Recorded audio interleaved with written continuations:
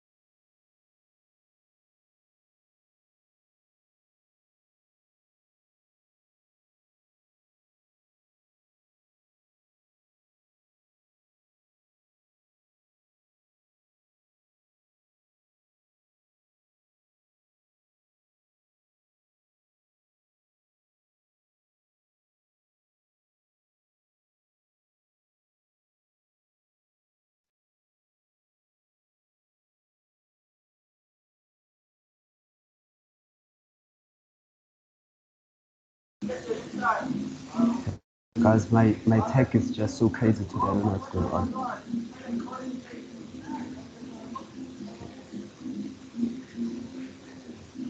Kamukhalu, you can see the slides now.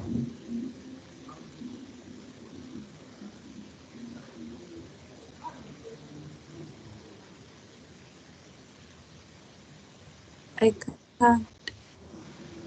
Still can't.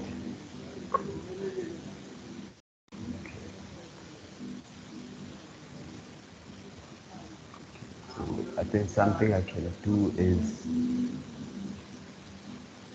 yeah.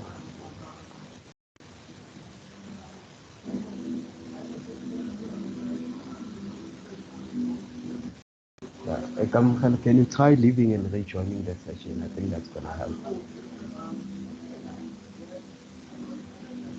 So in the meantime, just to recap what I said, we're looking at paradigms, the theoretical section of it. We are just gonna repack most of the stuff we covered already and just look at how do they apply in perspective. So yeah, things are not that deep. We're just doing that. Yeah. So you'll remember that we already looked at our documental for Kismet Call, and we also analyzed it sociologically in preparation for the final exam. So just to help you put things to perspective, we're going to look at what each paradigm entails. And for us to do that, just want us to recap on what we've done already. Okay, so this is purely an online session. So we just have a few requirements. Please mute your mic if you're not speaking. Use the icons that when I say something, and you can pick that up during the session. So, and again, we say never attend a tutorial without doing reading. So we'll just have an exception today because you are from this crazy week we all had. So it's understandable. Okay. And then again, with issue with recordings, make sure that you take notes during the session because we may not make recordings available for you guys. But it's just that. So here are the session outcomes for today. We are saying that by the end of this session, you need to be able to identify or differentiate between micro and macro sociological perspectives. So this is something that you master already simply because you wrote your assignment for that and submit. And then now we're going to put in, rather explain the paradigms in details, looking at how can we use micro and macro sociological perspectives and apply our sociological imagination in how we look at the different events that happen in society from a sociological perspective point of view. So we'll be looking at how do you apply the three primary paradigms in understanding some of the social events we have, and we'll look at again the differences then in the theory or in theorizing that each paradigm comes with. Specifically thinking about um, what does symbolic interactionism involve, what does structural functionalism and conflict theory respectively involve. So we'll be looking at those stuff. To recap, we've done this table a couple of times already. It was even in the assignment briefing. So now we're gonna look at it from a more theoretical point of view, simply because of your upcoming vet exam and what do we want you to know. So we know that we have different levels of analysis, right? So we have the macro analysis and the micro analysis. We don't really talk much about the meso analysis, but you need to know about it. So the meso level or the mid-range level of analysis involves your structural functionalism, as you can see up there. So functionalism is both a meso and a macro perspective, and it assumes, remember, that society is composed of interrelatedness, interrelated parts, and those parts are what we call social institutions that work with each other cohesively for the general good of society. So that's what functionalism involves. And we really talk about it as a macro perspective most of the time. And yeah, so that's what you need to know on it. But we look at the theoretical framework then into it and what it involves. And then we also talked about conflict theory, and this one really looks at social stratification, so the hierarchical distribution of people in society, and it assumes that society is in a constant fight for resources, and because of this fight for resources, we end up have class conflict between people. So it assumes that inequalities are what categorizes society, and as a result of those inequalities, we get to have people struggle to access resources, and as a result, it leads to some of the problems we face in society.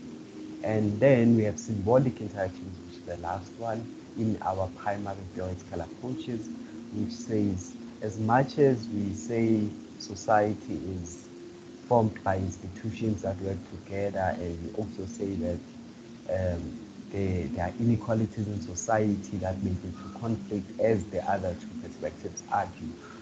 But we also need to acknowledge that individual interactions lead to these groups, these conflicts that the other two approaches talk about, and it feels that the two approaches don't really address the individual.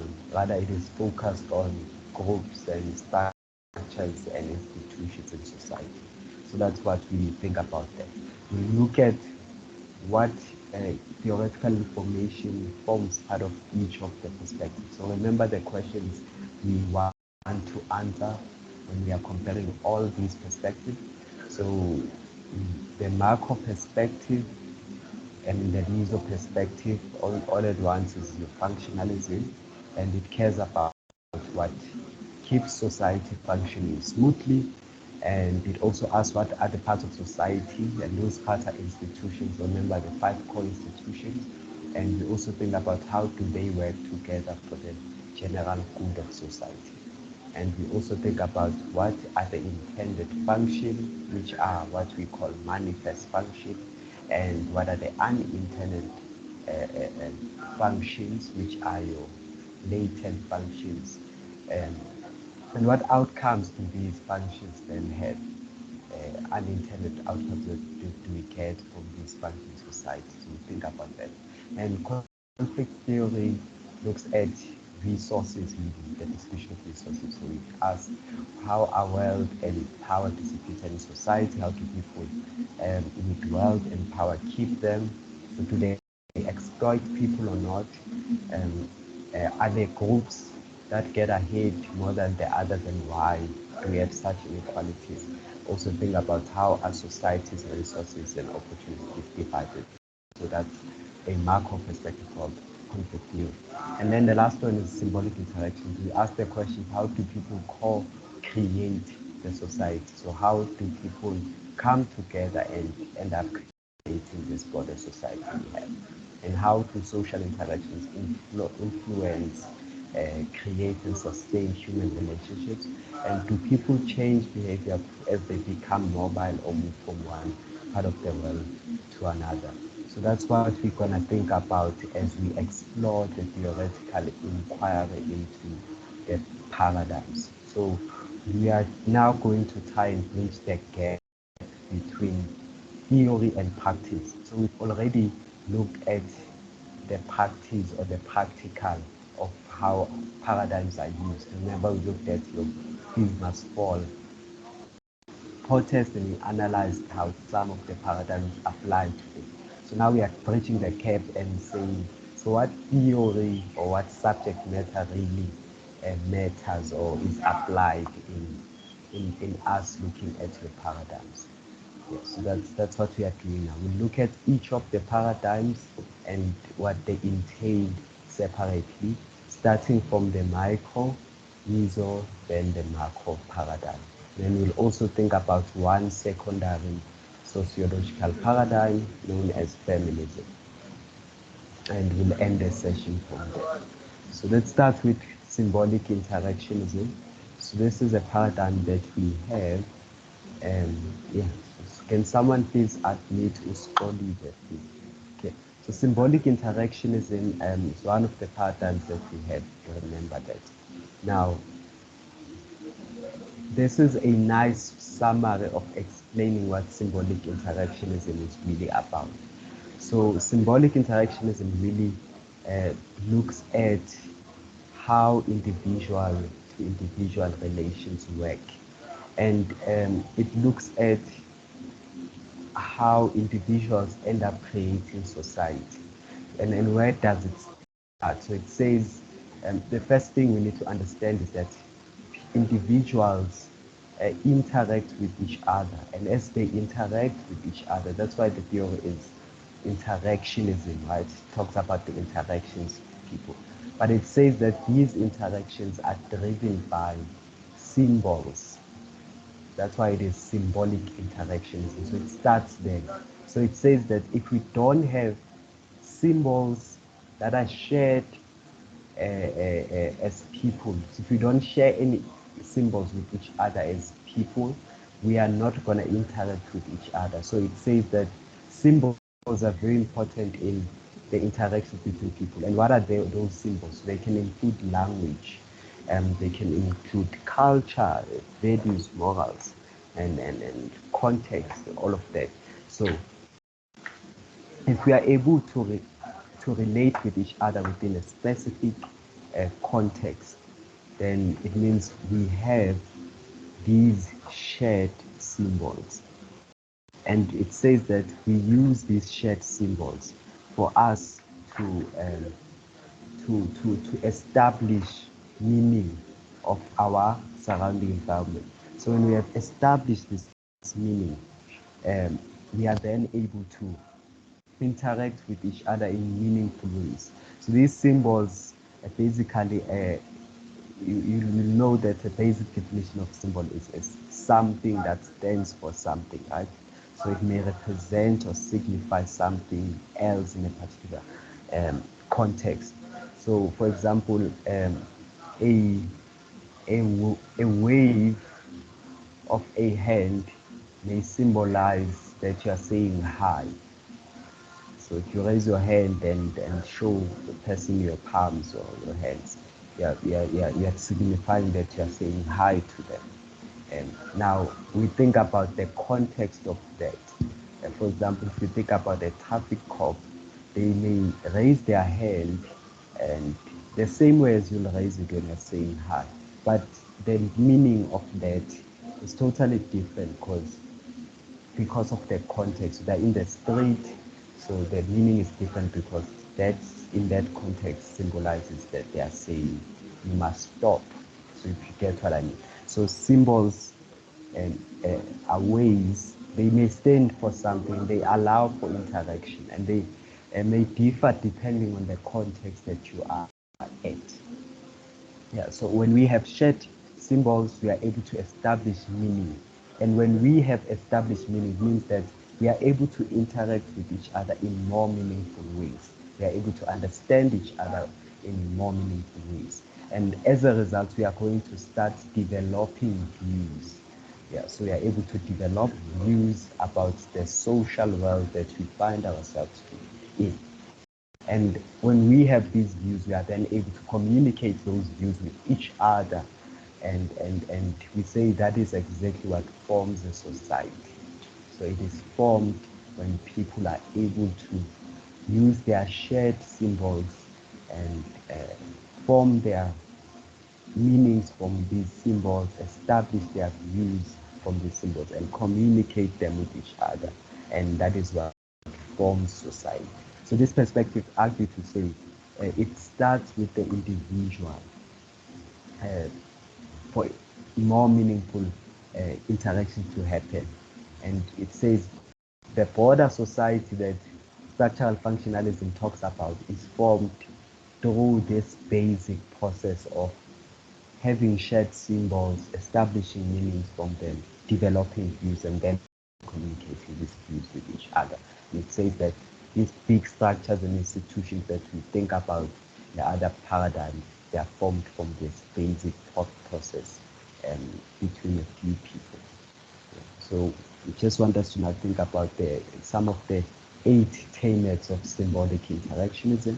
So the first one says people act towards symbols. And you say symbols, remember, can be ideas, objects, anything. So anything that stands for something or signifies something in that context. But it says, but they do so on the basis those things have for them. So people act towards symbols, but they act towards these symbols based on what those symbols mean for them. Yeah, so remember, so context matters. And number 2, these meanings stem from our interaction with other people. So the meanings we make from the symbols stem from how we interact with other people. So remember, we establish meanings, and we develop views, and we communicate those with people. And as we do that, our understanding of the symbols gets developed over time. And we understand these things in more meaningful ways. And as a result of this, we are then able to communicate with each other. So number 3 assumes another assumption. The third one says people do not just internalize meaning, they are able to modify them through an interpretive process. So we look at symbols, interpret what these symbols mean, and we are then able to internalize them. So what this is saying is that people are not robots, and something we acknowledge in sociology. People are not robots, so they make meaning from their social environment, and they interpret those different contexts and symbols they come across within society, and they are then able to interact with each other in more meaningful ways. And number 4 says people, in contrast to other animals, are unique in their ability to use and rely on symbols. So people become human through social interaction, which means if you are alone, you can't really call yourself human. It's because of interactions with other people that you become human. So social interaction is important. So that's why we assume that in sociology, society makes the individual, and the individual also makes society. So there's that dialectic interplay between the two, and that is what makes us human, and that is what makes society and the social world come from. And number 6 says people are conscious, capable of reflecting on themselves and what they do, and therefore capable of shaping their actions and interactions. So what this is saying is that as a human, you are able to modify, you reflect, okay, this is the context I'm at, this is the kind of behavior I need to have. And you are able to shift across these different contexts, and you are able to then be the best version of yourself that is really needed for that particular context. What does that mean? So if you look at this picture, so it says the looking glass self. So what happens is that this is the person looking at themselves that does, and this is a perfect reflection of symbolic interactionism. So you have you and different mirrors. So the mirrors over there, they represent the different contexts you find yourself within. So if you are with your mom, you are very angelic, very innocent. So how your dad and mom see you as this innocent person who is not capable of doing anything wrong. So that's what the first picture is showing us there. And then when you are with your girlfriend, so you can see how my girlfriend sees me. So see you as this charismatic person, very nice to be around. Yeah, so you get to be like yourself around them. Again, how your older brother sees you, again, they see you as this, rather the person you truly are. So they acknowledge you for who you are. So you get to be yourself around those people. And then it's a different story now with how your ex-girlfriend will see you. So you look at it, ex-girlfriend sees you as this monstrous person who is not really loyal, or depending on how your breakup went.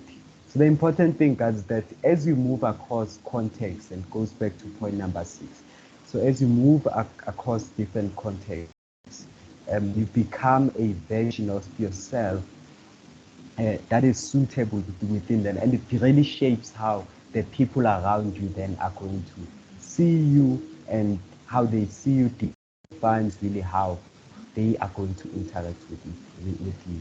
So that's something to think about. So context is really important, and shows us that you are capable of shaping your own actions as a human being. And number 7 says people define situations, give them meaning, and then act towards them. So you don't haphazardly get yourself into certain situations.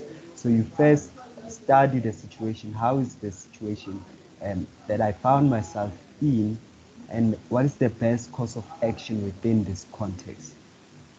So you create reality as a result of that. So we say reality is socially constructed as a result of you looking at your situations or your context, making meaning out of the context, and then acting towards that meaning. So as a result, we conclude to say people produce society. Very important point. People produce society, and society is a joint action of people. So when people come together, then they construct this big broader society that we have today.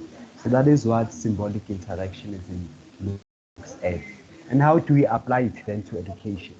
So this is how symbolic interactionism looks at education. So it sees education as one that labeling theory is rather in action. So labeling theory is one of the sub theories in sociology that we think about, and it is really applicable in education.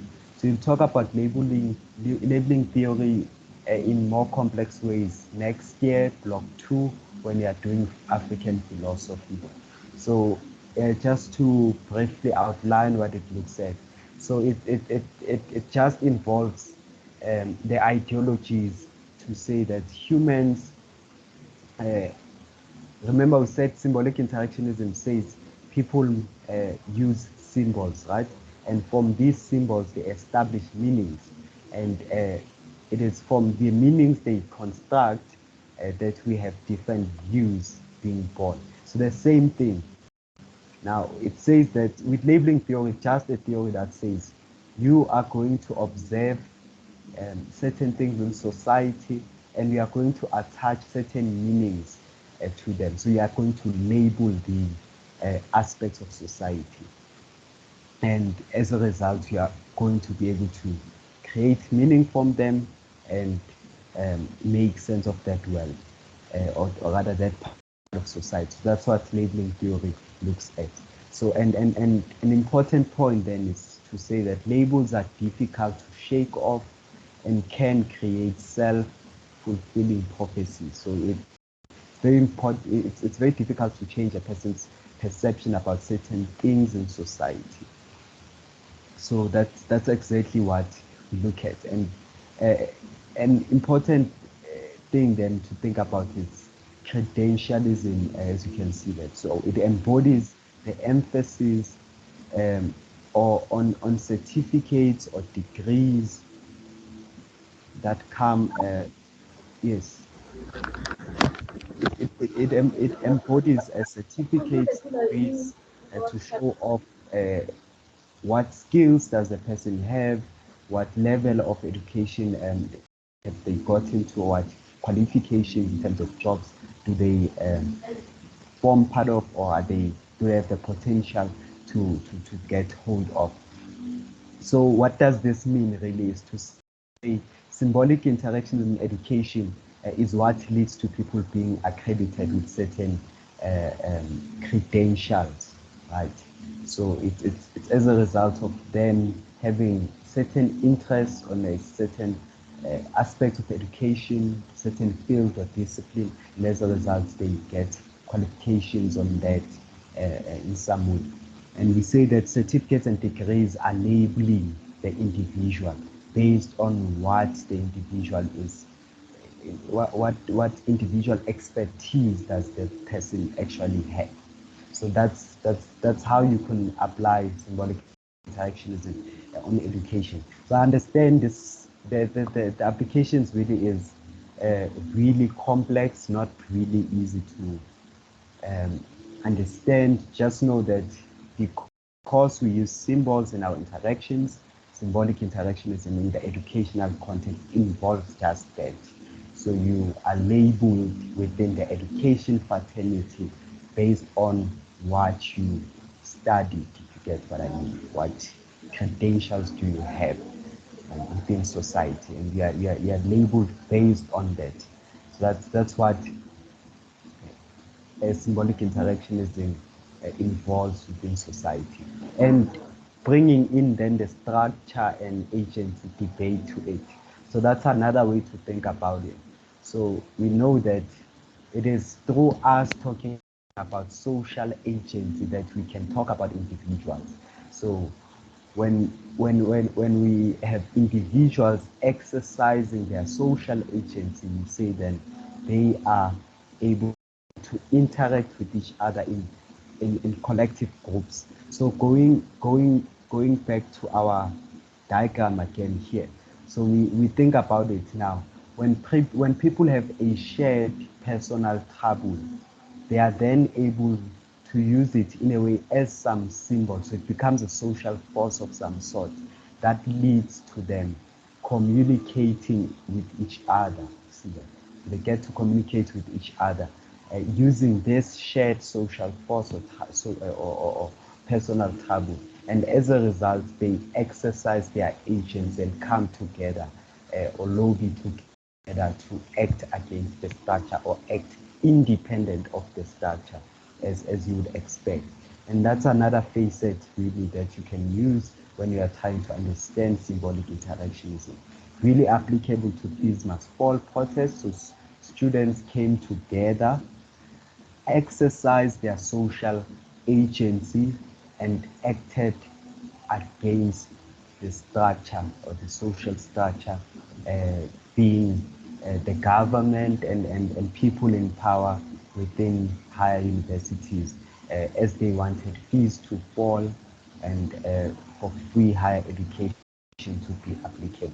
So that's how you can think about analyzing fees must fall from a symbolic interactionism point of view. So you just have to know these core concepts and apply them in the events that took place. So just something to note down again, it's really the core concepts, and I'm going to share a reading with you that explains this.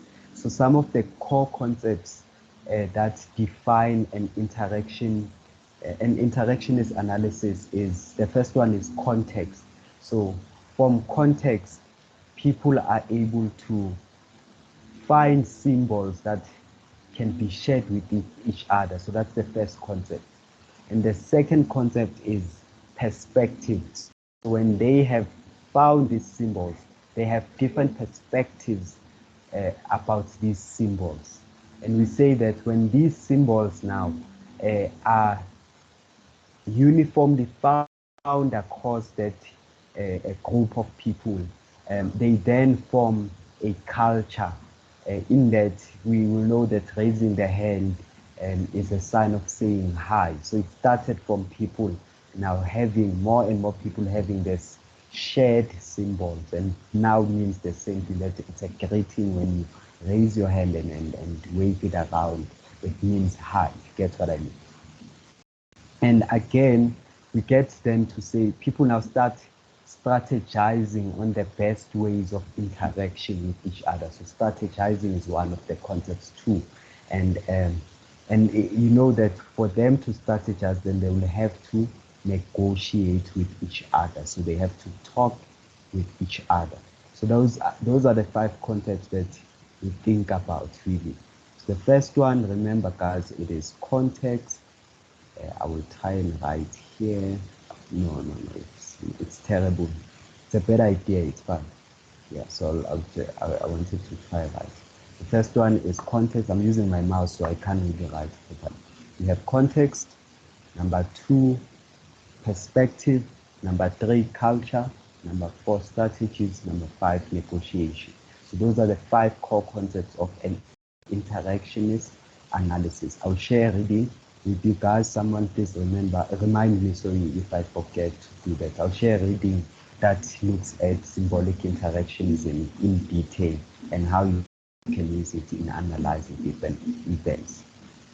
It's really clear and straight to the point.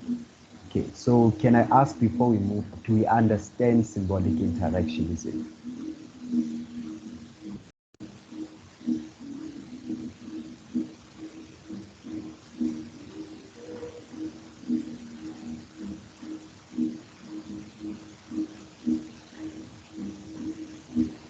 Guys, a pure thumbs up or unmute. Okay. Okay. Then we have structural functionalism as the next one, right? So remember, this is both a meso and a macro sociological perspective, right, that we use. So what does it entail? So you see that there are a lot of concepts around the structural functionalism. You have concepts such as socialization, political, certain deviances, historical theories, discontinuity, groups, cultures, evolutionary, social agency, anthropology, alternative, selection theory, reference, all of those words, equilibrium, very important, consensus. So these are all the words that really form structural functionalism. So let's just look at briefly what it involves. So number 1, structural functionalism is a macro level perspective. And remember, we said it also forms part of the meso. So it's both a macro and a meso. So it's a macro perspective. It views society as a system of interrelated parts. And what does that mean? It means that society is, in a way, a complex engine, or it's an engine kind of a machine. Remember, for an engine to work, it needs other parts. It's formed by a lot of parts for a car to be able to move from one place to another. So that's exactly what structural functionalism also assumes, that society is this complex system but of interrelated parts. And these parts are social institutions, of course. So that's what we think about. We say that it also thinks that society is integrated by rules and norms. So we say that these rules and norms lead to what we call social institutions. So when you have a grouping of people that follow same rules and same norms, they form an institution. For example, people in the education fraternity have more or less similar or the same rules, and they have the same norms, and that's why they form part of this social institution known as education. Again, politicians within their politics, they have same rules and same norms driven by constitution, right?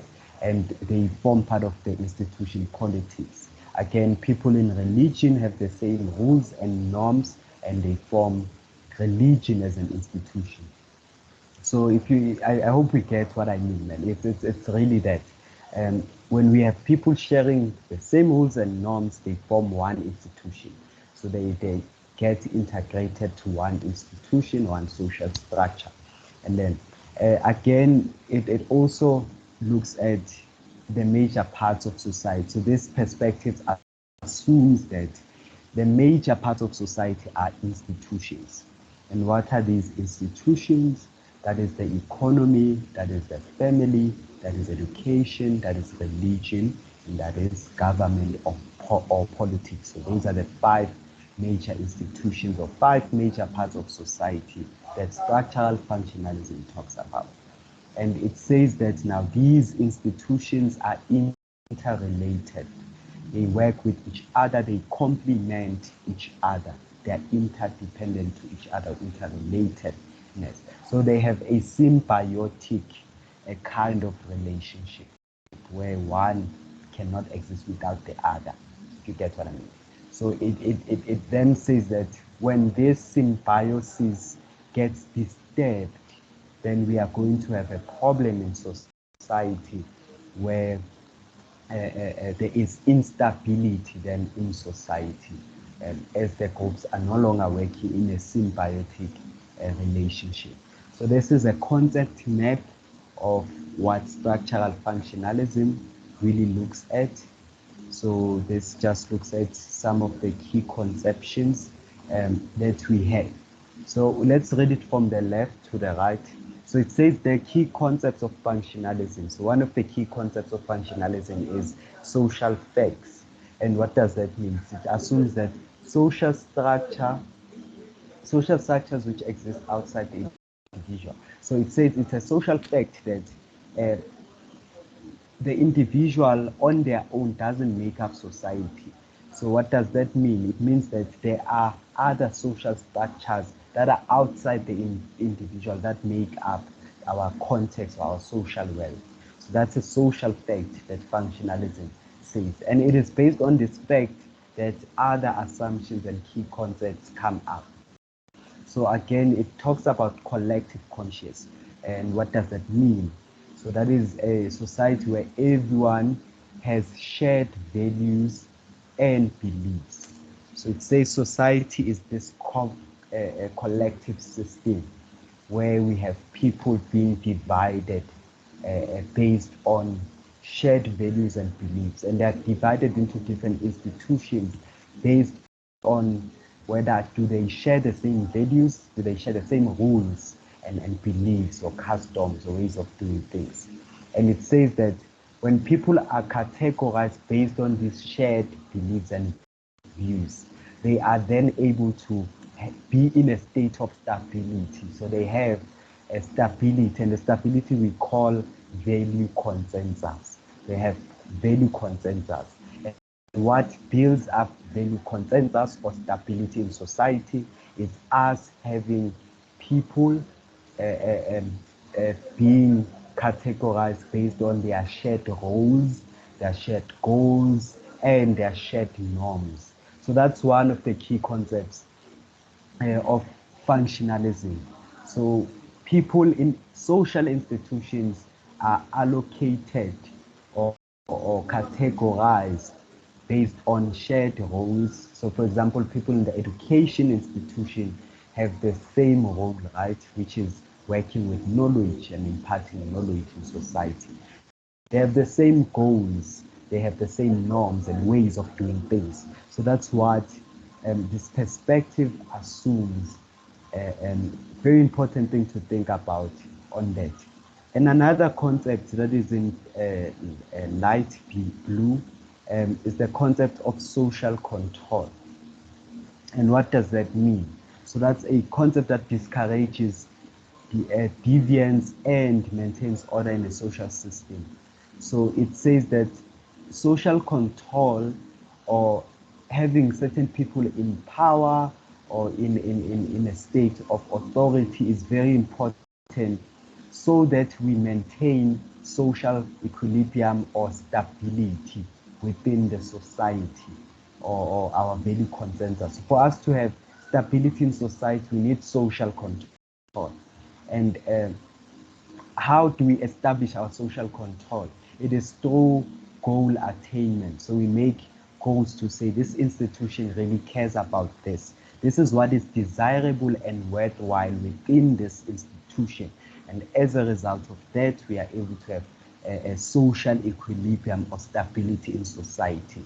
So remember that social equilibrium is something that philosophers like Durkheim examined when they were looking at the different social problems in society. And remember that sociology at that time when this was done, it was known as social physics, right? So that is that. Yeah. Now, what does that mean? It means that now a cause and effect kind of a relationship, and then that's why there's been a debate to say is sociology a social science or natural science, because they applied some of the scientific processes on it, even with dealing with problems or explaining various parts of society, because they would say that as much as in physics we care about cause and effect, which simply means we know that when you do one, two is supposed to result. If you add one and one, two is supposed to result. And that's how they also looked at society, to say if you have these stimulants, these problems in society, these can be the resulting point. So it has this cause and effect kind of a thing. And it say, and what does that mean? It means that now when certain actions are done in society, there needs to be certain reactions so that we have social equilibrium in society. So we need to have accountability of some sort for us to have results for things in society. And an important thing then that we think about is the allocation of roles in society. So it's important for people to be categorically put into different institutions in society so that they play specific roles unique to those institutions. So that's another thing we look at in functionalism. And for example, education as an institution is seen as a method that is used for role allocation. And why must we have a role allocation mechanism? Is so that we have value consensus, so that we have a stable society where we have teachers and doctors and nurses, and not everyone is a doctor or not everyone is a teacher. So it keeps that kind of stability in society. And that's how functionalism looks at it, because social order is very important. And remember, for us to have social order, then we need to have the needs of the basic needs of people to form part of the society, and that includes food, shelter, money, and food. So when people have these basic needs, then we are able to say, no, there is social order.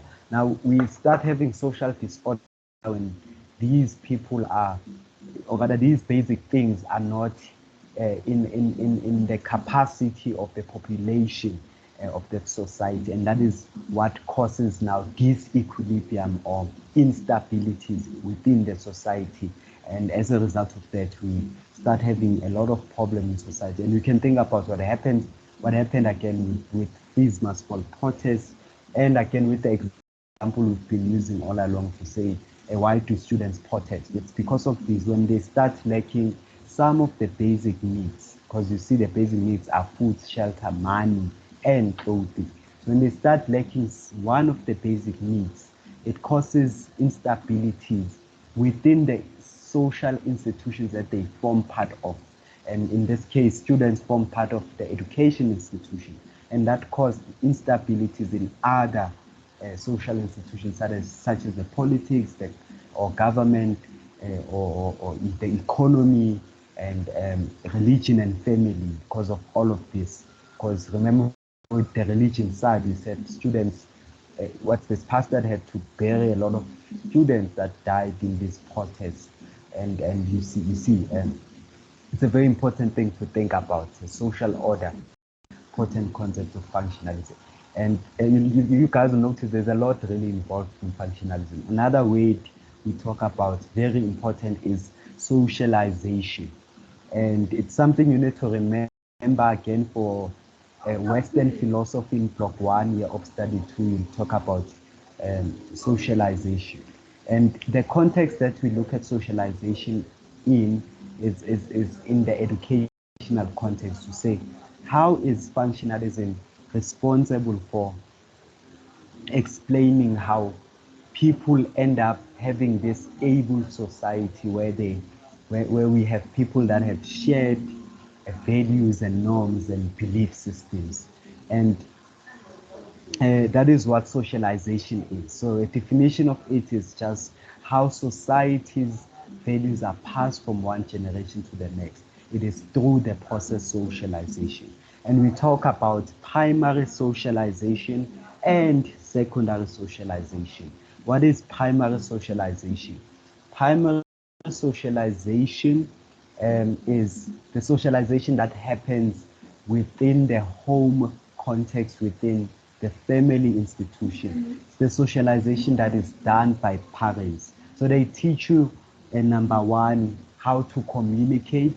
They teach you basic etiquette rules. They teach you how to be safe in the streets, for example. They teach you how to address adults, and then all of that. So it's primary socialization. In a way, it informs who you become in society as a member of society. And then secondary socialization then is the values that are passed down to you in a formal institution, such as school or university. So you are taught now how to navigate your way around, for example, the workplace, something that parents can't really teach you, if you get what I mean. So that is socialization that is it's secondary because it is outside your immediate family or your immediate context. So you get it from the school, and that's something that functionalism explains. And why is it important? Socialization is important for social equilibrium. So if we want to have a stable society, we want people to have the same values, norms, and belief systems. And hence, through socialization, these beliefs are passed from one generation to the next. And when they are passed from one generation to the next, then they become what we call norms. So we have the concept that is framework. They become social norms. So they are shared values, such as queuing. We know that if you go to a public space or a bank, you need to stand in a queue. So it's a norm that is shared across society. Again, at school you queue, right? But at home, do you queue at home? No, you don't queue at home. So you see that. So that's something you can only learn from a secondary socialization institution or structure. So those are the important things. Now, there are different then prerequisites for functionalism to happen. There are certain things that we need for functionalism to work. The first one is adaptation. So we need for society to be able to adapt to change. And hence, functionalism assumes that society gets to social change, or it changes in an evolutionary manner. And you know that evolution says that over time people moved from being apes to being human as they are right now.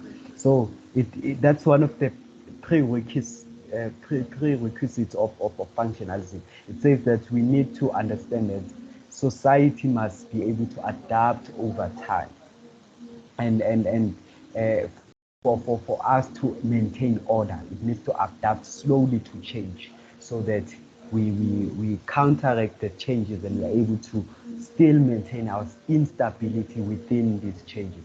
And again, we talk about goal attainment. It's another thing we think about. And it says that we need to have certain institutions that are going to make sure that the desired things, or the most worthwhile things in society, are attained for us to have a stable society. Again, we care about integration. So to say that we need to have some institutions working closely together for us, or rather closely integrated together, for us to have a stable society. And we need to again have a pattern of maintenance. When problems arise, we need to be able to deal with them for us to have a stable society. So it says that society becomes structurally functional as a result of these different processes. And remember, with goal attainment, it goes to the concepts of the functions. To say we have manifest functions, those are the intended goals of society. And then we may have the latent goals that were not intended. So latent goals or latent functions are unintended goals or functions of society. And we say they can be categorically divided into three, right? They can be positive latent functions. When they are positive latent functions, they lead to the general good of society, and we are happy with them. They can be neutral. So when they're neutral, they don't really affect, they are not really negative, and they are not really positive. They are just fine. They're just stable. And then they can be negative then, in that case. When they are negative, we call them defunctions. So they are dysfunctional goals of society. And when they are dysfunctional, then we'll have to do what? We need to engage in a process of maintenance for us to get to a stable of stability within society. And that's what we care about really in functionalism. Yeah, so when we are able to have maintenance uh, of, of, of these dysfunctions in society, we are then able to restore the society back to its state of equilibrium. We are able to go back to our state of social equilibrium. So those are things that you should know about functionalism. It's one of the key concepts that we talk about. Now, how does it then apply to education? Let's think about the application to education.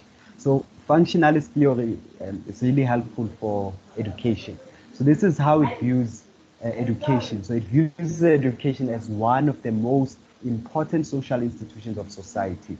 And how is it important? It has both manifest and latent functions. Remember, manifest functions are the primary functions. They are intended functions, visible functions of society. So it says that education has certain manifest functions, certain intended goals of society for society, and it lists some of the goals. The first goal of education is for socialization. For example, children are taught to practice various societal roles beginning from preschool, and they are taught all of these things. For example, standing in a line. So they are taught that it's very important to stand in a line in a public space to give other people a chance, so that you also get your chance. So that, in a way, prevents conflict, it creates stability within society. And an example is with school system in the United States. So we know that they transmit the core values of the nation through manifest functions such as social control. So if it's something that is taught within the curriculum, that students must have social control so they become responsible citizens in the United States. And I made that example for a purpose. Again, within the South African context, we know that the curriculum integrates a lot of democratic education, right? To say nation building, special life orientation talks about nation buildings and things like that. It teaches you how to be a responsible citizen of a democratic country. You see that, and you notice that life orientation is something that is taught from grade 1 to grade 12, and it is a compulsory subject. And in grade 1, it is taught as life skills, right? Grade 1 to 6, it's taught as life skills. And when you get post those grades, you start doing life orientation from grade 7 to 12, and you are taught these important skills. Yeah, and it shows you now the importance of education as an institution for socialization, because we are able to have a stable country through education as an institution mediating that. And then we also talk about social placement, or what we call role allocation. So education has that goal to say it is through education that we have other or major methods that are used for people to be categorized into different fragments of society. So education, and just reading it as it is, education also provides one of the major methods used by people for upward social mobility, right? What is social mobility? It is connected to economic mobility, really, to say they are able to have a stable distribution of people, stable role allocation system for people. For example, in a society, we acknowledge that we need more teachers, and then we need more doctors, and then we need a quite a number of police, then we need quite a number of people that are going to be cleaners, then we need quite a number. You get what I mean, guys? We have this hierarchy of in-role allocation as a result of the needs in society. For example, socialization is very important for society, and hence we have the teachers being what's this? We have as many teachers, or rather more teachers than any other career in society because of this, because they are responsible for teaching or for socializing members of society into the different norms and systems that are needed for a stable world to be created. So that's one role that we think about. So structural functionalism looks at education as one of those core contributors to role allocation.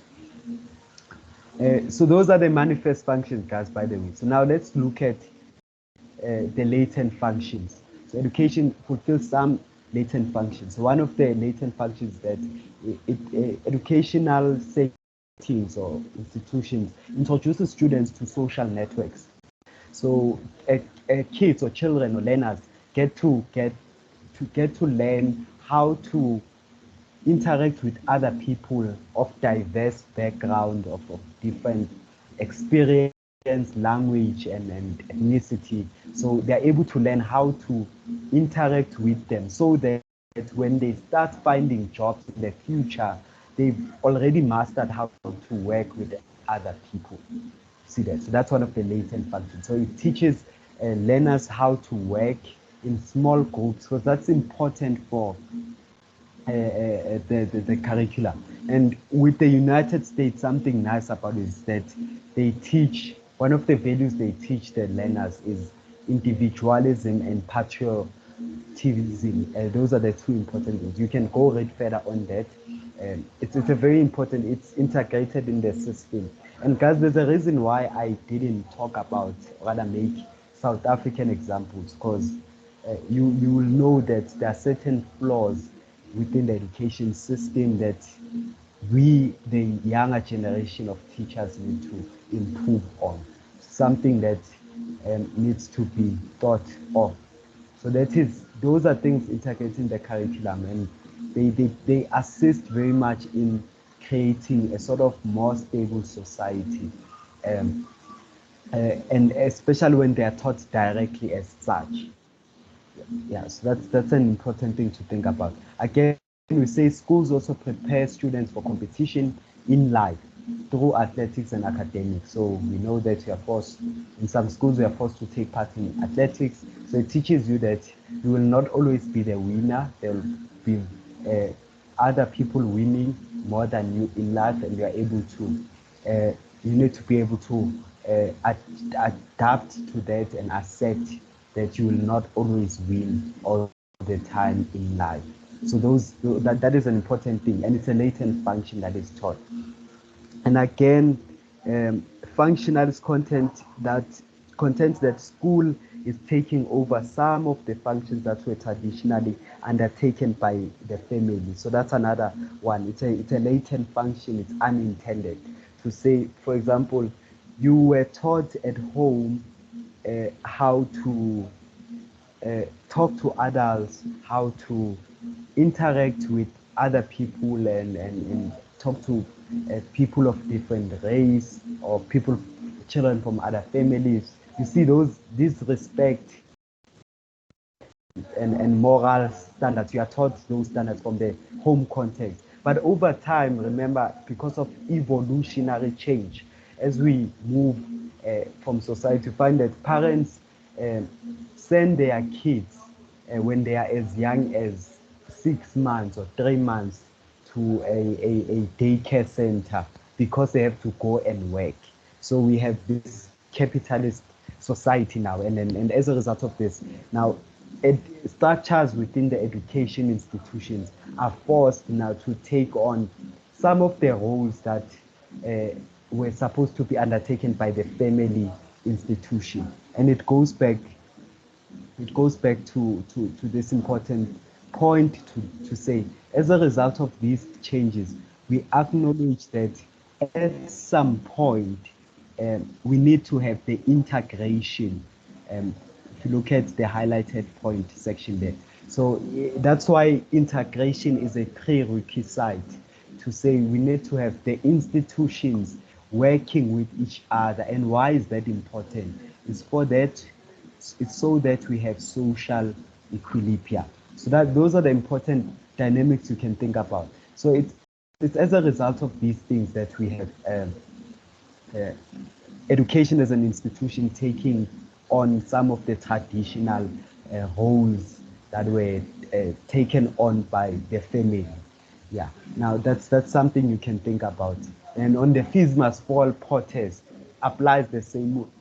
You think about how there was instability in society, because this structural functionalism emphasizes that we need to have a stable society. Because of one instability within the education institution, we had the religion institution affected, because government gave an instruction to say students must be taken off the street, and some police use rubber bullets, fire graders, and all of that to disperse students. Some were shot to death, some got hurt, some thieves during protests, and some ended up dying. So now it meant that people in the religion institution had to bury more children than usual. And again, it meant that so the family institution was affected because they lost their loved ones. Kids they sent to go to school and study now came back in caskets, and then they were dead. You see that you think about these interplays and the dynamics that came as a result of that. Again, you can think about how the economy was a social force in all of this. So students couldn't afford fees, and the government also couldn't make education be free. Institutions of higher learning couldn't decrease fees because they were forced to increase them simply because they were no longer getting subsidies from the government. So the economy institution led to most of the events that happened. And as a result, government or politics and the Minister of Higher Education, Blake Nzimande at the time, had to sit down and come with a solution. And the solution is what led to social order, right? So it addressed the problem. Yeah, so guys, that's how you can think about the events, applying theory to it. It's very important to think about it. So, do we understand structural functionalism and the applications thereof?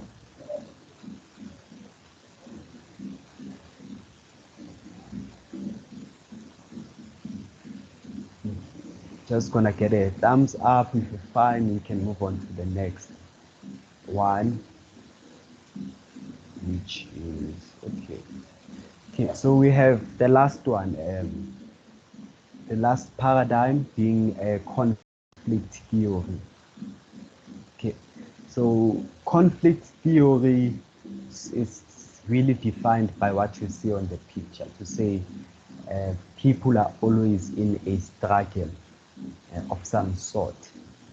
So here is just a summary of it. So conflict theory, this is a theory or paradigm that was coined by an economist, a philosopher called Karl Marx.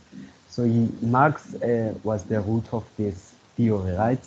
And we know that, again, another guy, Rousseau's, applied the state, or rather talked about the nature of humans, and Spectre also contributed to this whole debate on conflict theories. Those are some of the people we talk about.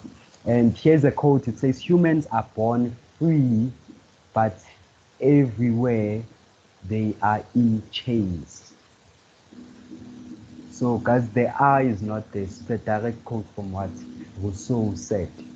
And remember, in certain parts of America, they restrain some of the words. They don't pronounce some of the words, and it also affects how they write.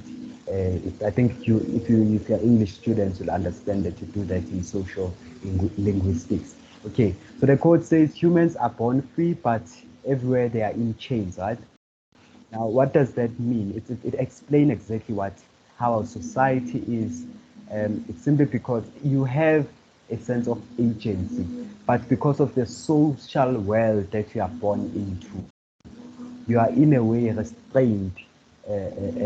Your freedom, in a way, is restrained. So you have a freedom that we will call pseudo freedom, what appears to be freedom, if you get what I mean. And that's something that functionalism seeks to explain, really. It's not functionalism, or rather conflict theory, to say that man is basically good, and altruistic he becomes corrupted, however, by society's institutions, particularly economy. Now, I know what I'm saying now that it may not make sense, so let me just get my wording right. So what this is saying is that putting conflict theory in simple words based on the two codes, it says that a person is born free. So you are born free of everything. Basically, you are free of restraints.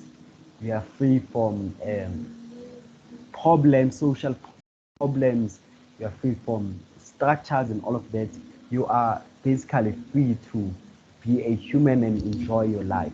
But however, the problem starts where you get external chains that restrict your freedom. So in as much as you have the freedom, but because there are certain shortcomings that you experience, so in a way, you start appearing to not be free.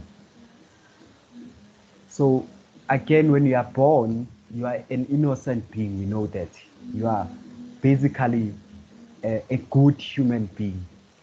But as you grow up, you see that because of the chains and restrictions of the society you are born into, you are forced, or in a way, we can say you are derailed to being corrupted. So you get corrupted in a way by the structures you are formed within the society, and they affect or deter who you become as a person. So that's what conflict theory seeks to explain, to say you now start, we now can explain the whole of society in that way, to say we are in a constant fight for resources. Society, members of society are in a tug of war, as you can see here. They're in a tug of war, and at the center of it all is resources. And the major resource you can think about is money, of course. People are in a tug of war for resources. And as a result of this tug of war for resources, we now start having all the institutions of society being being monetized or driven by money and the verge for resources. And that is what leads to class conflict or conflict within society. And how does the class matter filter in? It goes back to, as you can see, stratification. Exactly that. So because of people fighting for resources, because of our corrupted society, made of people that were initially good, but because the society is really economic, it leads to us having social stratification as a problem, right? We have people now being categorized into certain groups, to certain systems based on different inequalities, based on different social structural inequalities, such as race.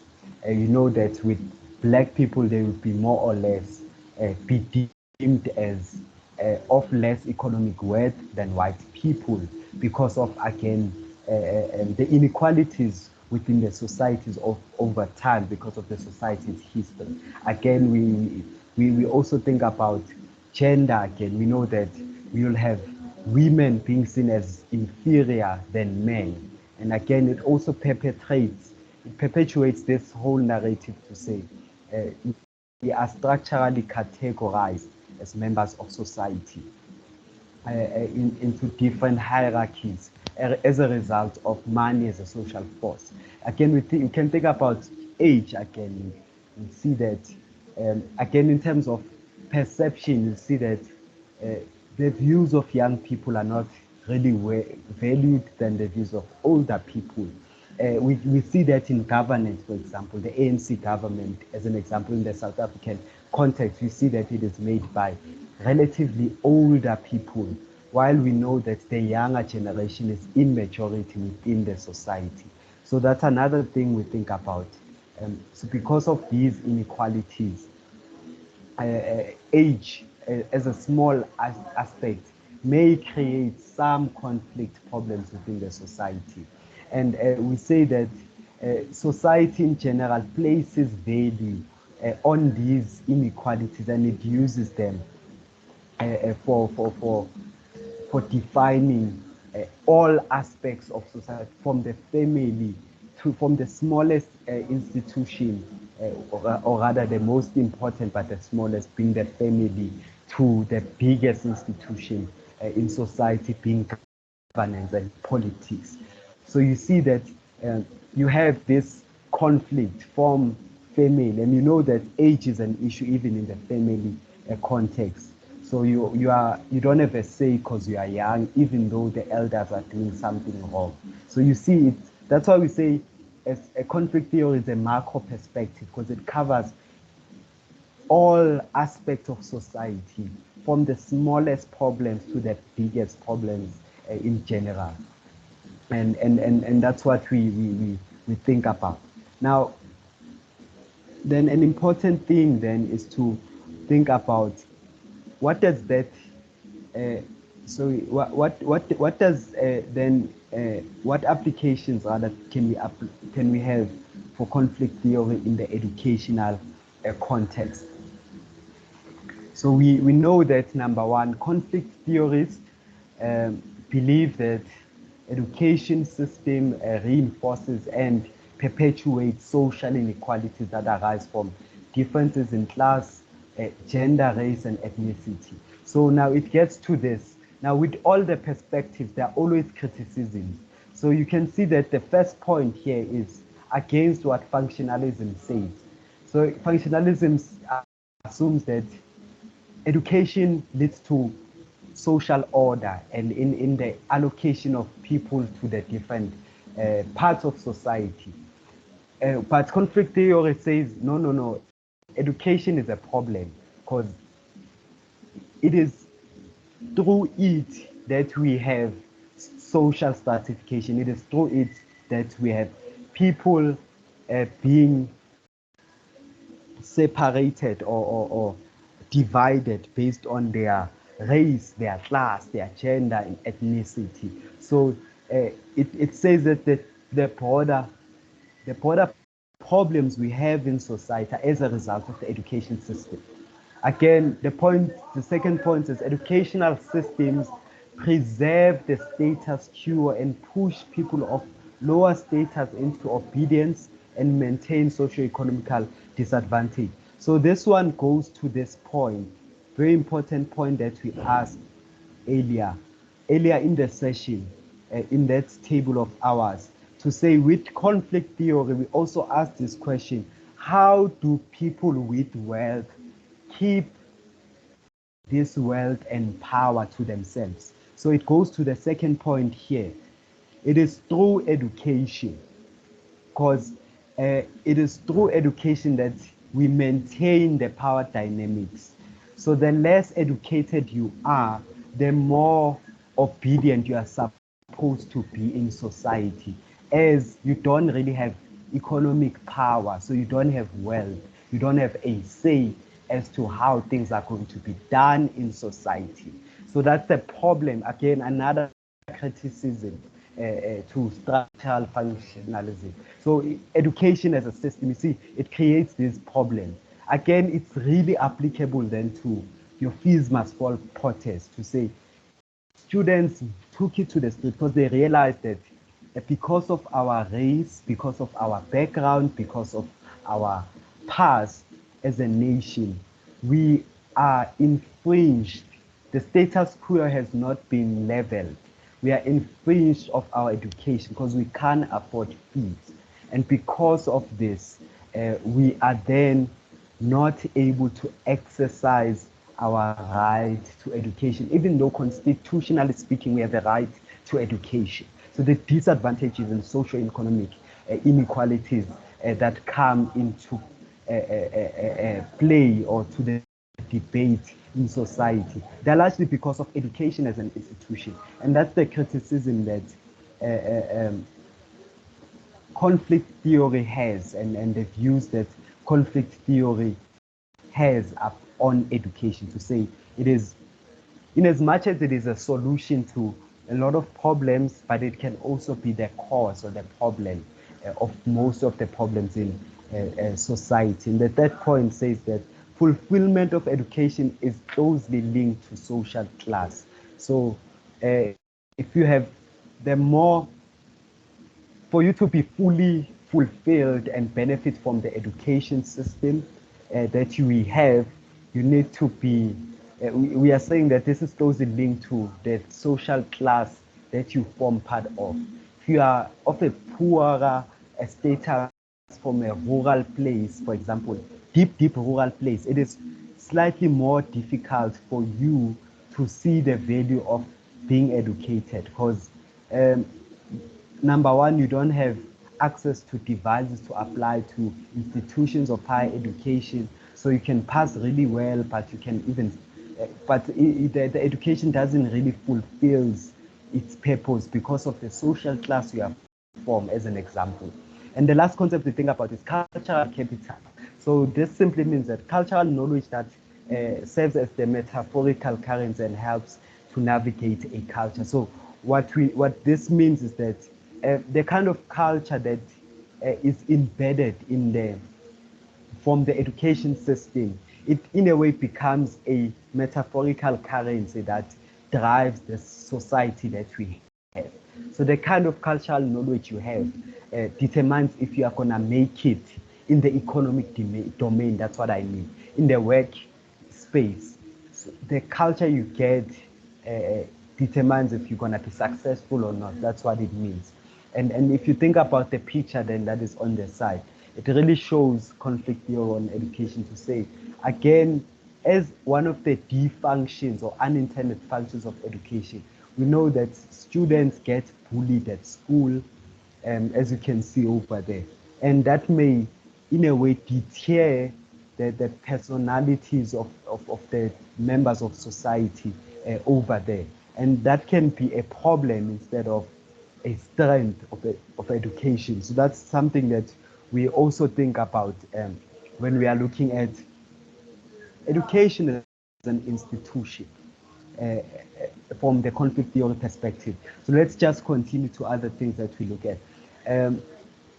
The other perspective we have is that members of the upper and middle classes, they have more cultural capital than families of lower class and status. So it explains the point in the previous slide to say, if you have the cultural capital needed for you to be successful, then you'll be successful. So, and we say that people in upper and middle classes have higher cultural capital than people of lower class. And we say that the education system may perpetuate these inequalities as a result. And we say the education system maintains a cycle in which dominant values are rewarded. So the dominant values are rewarded, while the indominant values are disvalued, even though that those indominant values are very important and key for progressing society, but they may be disvalued, and as a result may not lead to success or advancement within the society, if you get what I mean. And then we also talk about hidden curriculum. So we say hidden curriculum is the type of non-academic knowledge that students learn through informal learning and cultural transmission. And we say that conflict theory simply also vouches to say education is really important because it teaches this hidden curriculum. It makes students aware of the inequalities that come into play within society and how to really address them for the general betterment of society. Again, we also talk about tracking, which is a formalized learning system that places students on tracks and perpetuates inequalities. What tracks are we talking about? We talk about assessment. You write exams, and it is from these exams that determine whether you're going to qualify for higher education or not. And you see, it builds, the tracking system builds inequalities, perpetuates inequalities through education. And we also say schools play a role in training working class students to accept and retain their position as lower members of society. So it teaches this obedience. And we know that, for example, Bantu education was, as an education system, was used to socialize members of society into acknowledging that we are lower members in this South African society ruled by the apartheid system, and we are going to remain as such. So you see that the school may be exploited. So it goes back to that, how do the wealthy maintain their class? They even use institutions such as education for that to happen. It's something that's important to really think about really when we are talking about education and analyzing education from the conflict perspective. And the last one is just a point then on IQ tests. So IQ tests have been attacked for being biased and testing cultural knowledge rather than actual intelligence. So there are flaws to IQ tests, and it's just a debate for another day. So I'm just trying to show you the implications of conflict theory in the educational perspective. You need to apply this to your analysis of fees must fall movements and other societal events. Okay, now here's a question: do we understand? Yeah, let's just ask it. Do we understand everything we've covered so far? Do we understand all the paradigms and the theoretical knowledge that comes with them, and how you need to apply them to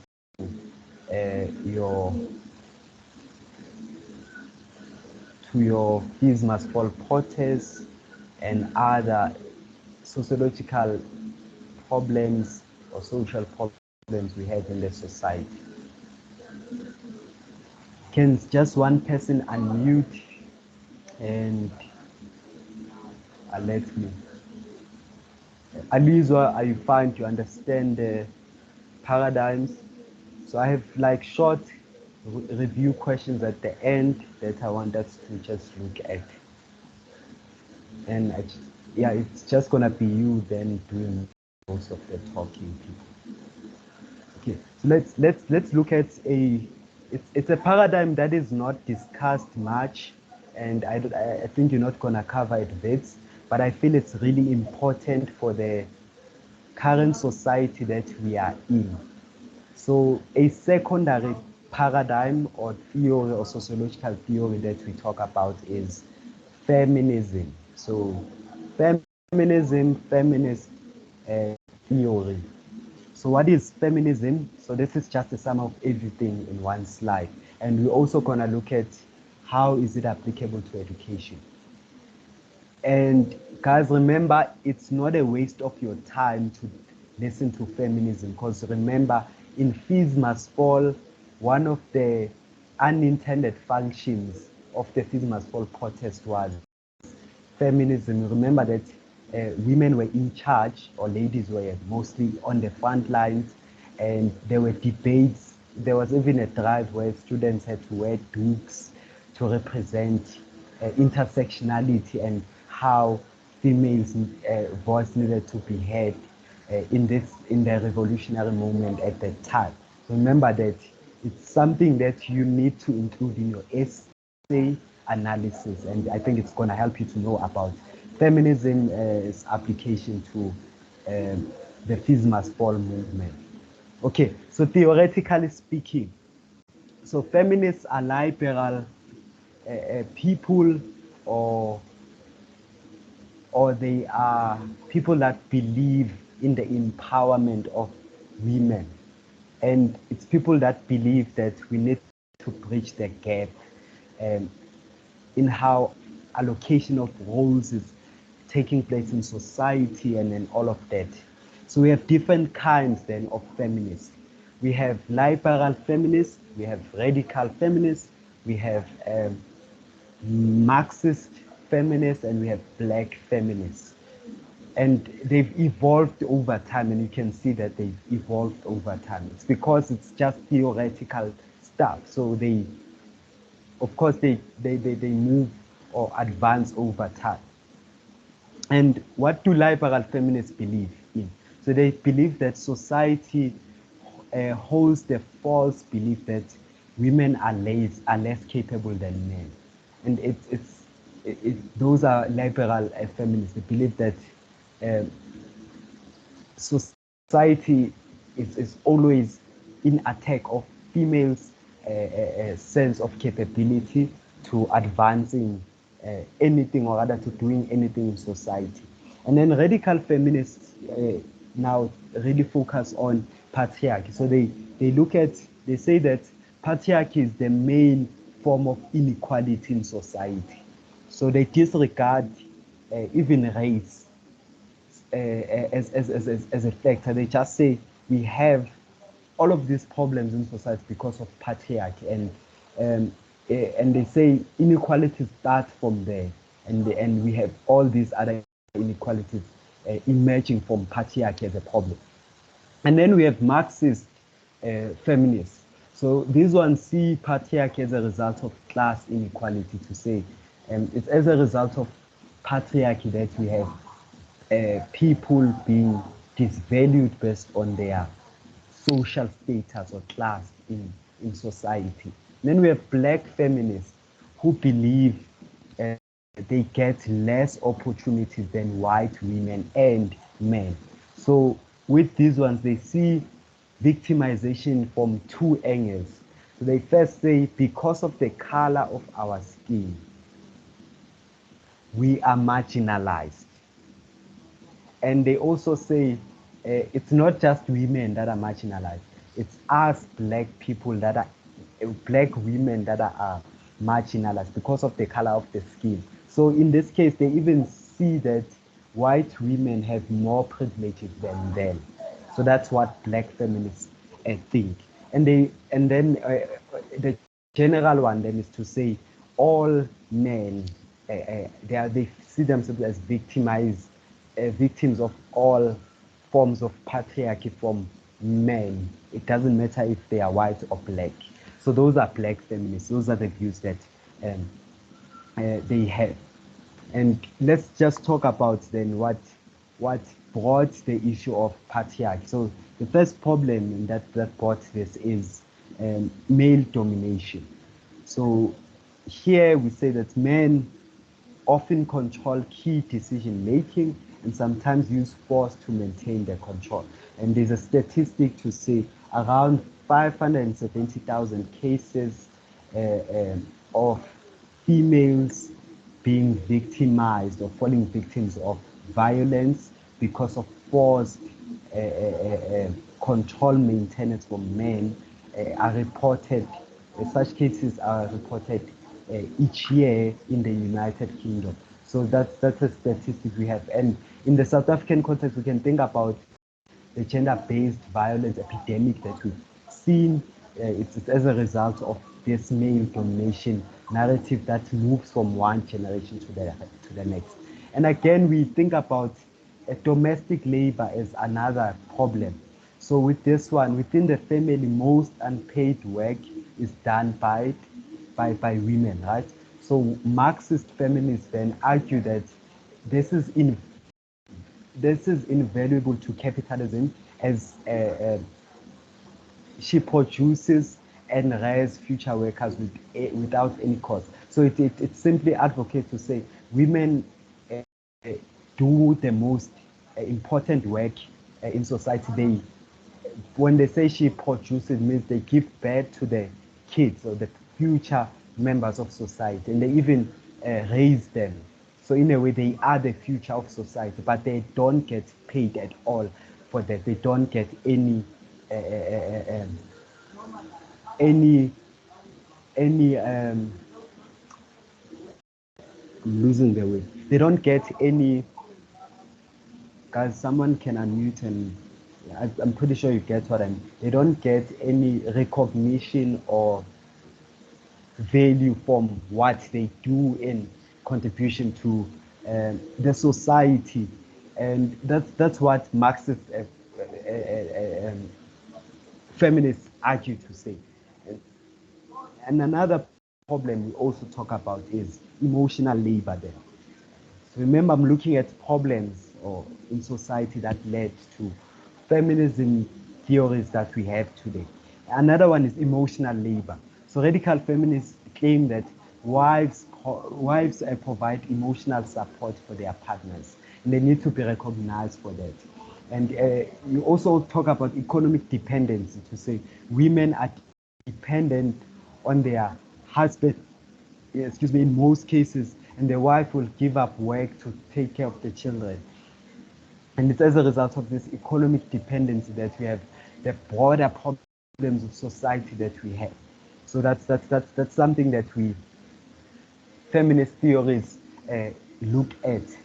And of course, since it's a theory, guys, as much as functionalism has criticisms, remember with functionalism it's to say it may lead to inequalities in society, even though it is responsible for making us have a stable society. So conflict theory says no, it may lead to inequalities. And again, a criticism of symbolic interactionism is to say it disregards the complex networks of society that we have. It it just focuses on individual interaction, forgetting that we also have broader societal integration. And with conflict theory, it also disregards the fact that people are not always going to fight each other. People can work peaceably together for things to advance in society. They will not always be in conflict. So that's a criticism of that. Again, with feminist theories, they also have criticisms. Number one is to say it ignores positive aspects of family life. So they ignore that women may enjoy running their home. So some women love their families and they may love raising their children. So some females feel, no, I'm happy to raise my kids and be fully responsible to how they end up becoming in life. So feminist theories disregard that some women may prefer to have a working husband who's just going to take care of all the economics or the money issues of the house. So that's a criticism that feminists we may have for feminism. And another one is gender equality. So there is evidence that there is now greater gender equality between partners, and there are also house husbands now as a result. And of course, a feminist will say, yes, it's good for us to have house husbands, yes. But now it becomes a problem when and we can think about it in a structured functionalist sense. It becomes a problem when we now gonna have, we know, number one, to say, we know that males are the less number of people in quantity across the world. And we know that intrinsically, biologically, males have been given that sense of leadership and authority, which women were also given, because of course they lead their families and they are in majority and they're able to do that. But now it becomes an issue when you're going to have more males not working while already they are in less majority in terms of number in society. So it creates a lot of problems, gender equality within the workspace, because you find that now females are prioritized in giving jobs than males. So now 20 to 30 years down the line, there is now going to be a patriarchist theory drive growing, where males are now saying we qualify for jobs, but we are not given jobs because of the narrative that we want to bridge the gender inequalities in society as a result of feminist views, if you get what I mean. So it's that kind of a thing to say feminism is a good thing, yes, but too much feminism is a bad thing, if you get what I mean, because it may lead to social disequilibrium. So things need to be balanced. In a way, we need to have gender equity. As much as we consider males for jobs in power, we also need to consider females the same way. So that's what we are saying. Not getting to a place where we are considering more females than males and more males than females. Get what I mean? So that's a criticism we can have for feminist theories. So they fall short at that aspect of things. Now, let's talk about us then as educational people. How do we filter into the discussion? So feminist theory on education. So how do we filter in now?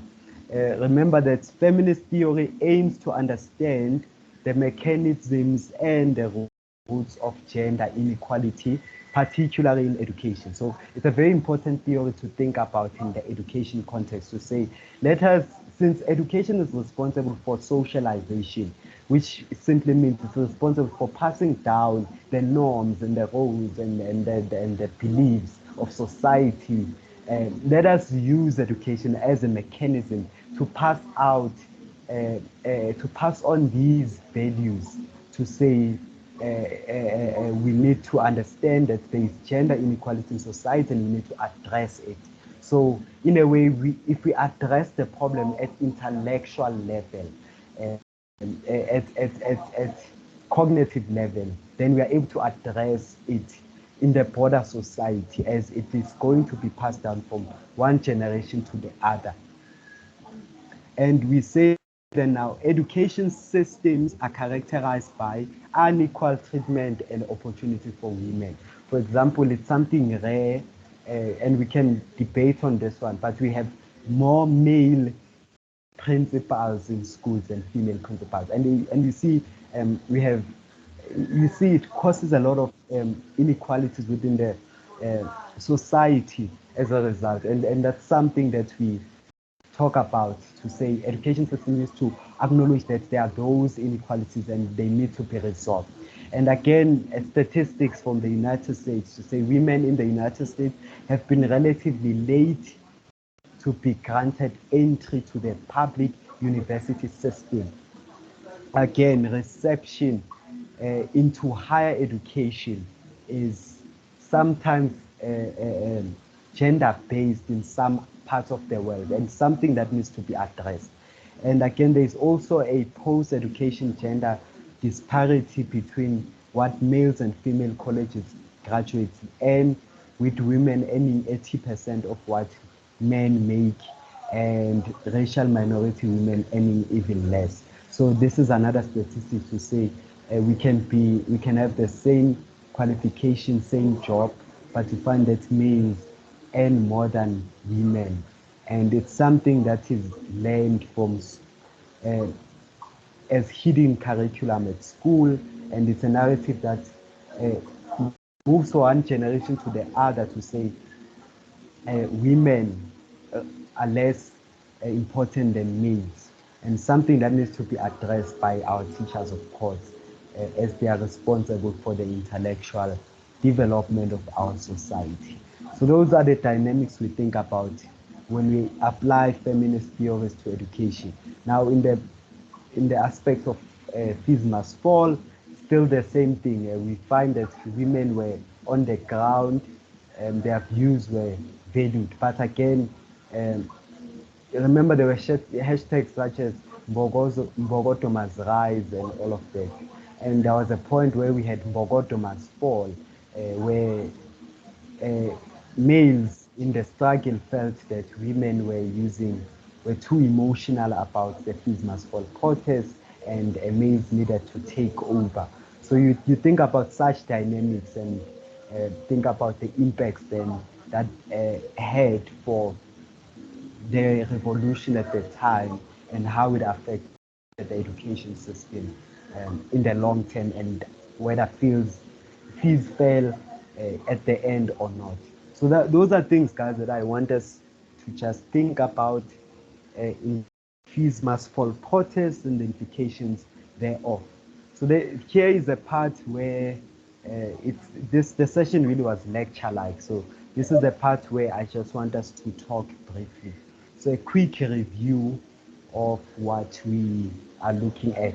So we have the questions here for you guys. The first question says, what is the concept of universal access to education? So guys, what do you think about this concept? What is the concept of universal access to education? So Alice, okay, Alice is gone. Amathe, you can answer this one. So what is the concept of universal access to education? So what do you think about this aspect? Guys, don't run away from the meeting. My question, guys. Don't do that. It's just general stuff, really, to help you put things into perspective. It's gonna help you with your understanding of paradigms, because you can't always have me talking the whole time. Hello. Yes. Universal access. I think this has to do with everyone having to have an opportunity to access facilities. Yes, that's exactly what it means. But now, Tabang, just putting you on the spot. Now, would you say that we have this universal access to education? No, I wouldn't say that. Yes. And I'm interested in your why, right? So it answers the next question to say what differences then exist in educational resources around the world. So guys, can we unmute and just feel free to talk about this? It's basically you applying all this theory on paradigms to practical wealth problems. So yes, Tabang, you can maybe give us your own analysis of how educational resources are distributed across the world, and as teachers we can also suggest the need what can we do to improve the problems. Um, what differences? I think resources are distributed unequally, more especially in those schools that are in villages. This has to do with the government having to misuse the funds that are for schools. Yes. Yeah. So yeah, so it brings again the aspect of, you see, the exploitation of power. People exploit resources or education as a resource for their personal gains. As Sikolile.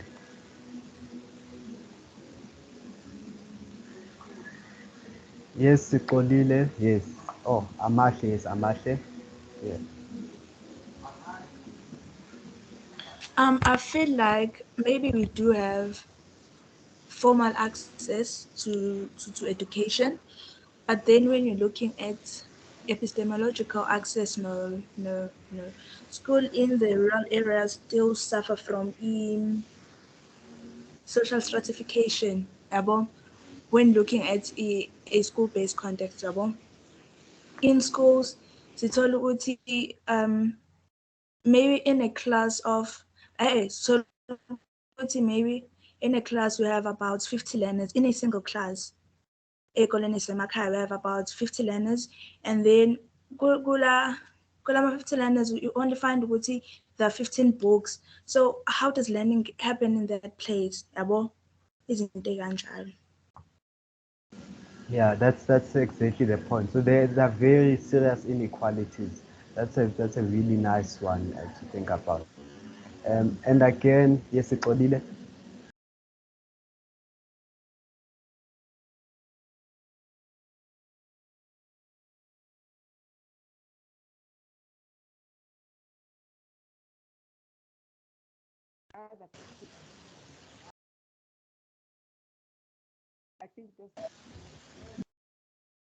Skole, please speak closer to the mic. Siyakuzwa kodwa it's like you are in some hole somewhere. Sorry, can you hear me now? Yes, we can hear you. Oh, bengithi I agree with Amahle ukuthi there is unequal opportunities because people are having mental disabilities, and beside mental disabilities, okay, disabilities, some of them are left behind. They don't have access to my university, and others they don't have access to education at all.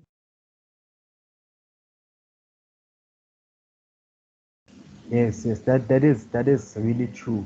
Yeah, so people have equal access, and if we look at it again globally across the world, that's why we even have a hierarchy that is ranging which education system is the best, and we also think about why. And if we look at it in that case, we can say now, considering that education is such an important institution in throughout society, why is it not standardized? Why is it not the same throughout the world? You see, it's something to think about, because it then explains why we have, rather it runs to conflict theory to say they are correct to say we have a fight for resources, and these resources will not always be distributed evenly across society, and something that we have to address for us to have a stable society. So another question is to say then, what is the functionalist view on education and definitions of manifest and latent functions of education? So this is just brief one. Anyone can answer this one. So what's the functionalist view of education, and how do they describe our manifest and latent functions? Refilwe?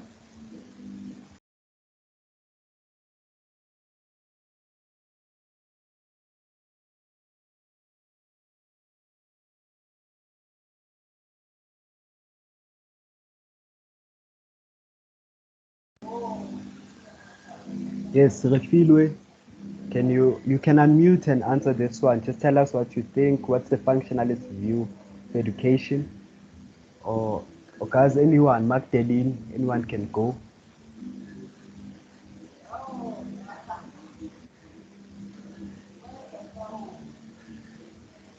Yes, Magdalene. Oh, understand. Okay, so we're asking, what is the functionalist view of education? How does functionalism view education? Something we covered in the session right now, few moments ago. And then, what are the manifest functions of education, and what are the latent functions of education? That's what we're asking. What are the intended functions of education, and what are the unintended ones? Hi, sorry. Yes, we're feeling, we're listening. So, on the manifest functions of like education, I personally think that the hidden curriculum and the skills that people like students gain from the hidden curriculum of schooling, those are the kind of not manifest function but the latent function. They're not intended. That's not the real purpose for us to go to school. So on the manifest function, the main purpose for us to go to school is the fact that we're supposed to gain critical thinking, have knowledge of the content, that like the knowledge that we have right now as students. We're not in words, we're not going there to learn about the subjects that we going to do, but we're going to learn about how to manage the classroom more on that, not more on the subjects that we're gonna do in the at school. So yeah, that's my perspective. Yes, that is the purpose. And then, what is the feminist view on education? So I believe most of you have a lot to say on this, Uti. So for your view, why is feminism, feminist education, or feminist theory very important for education?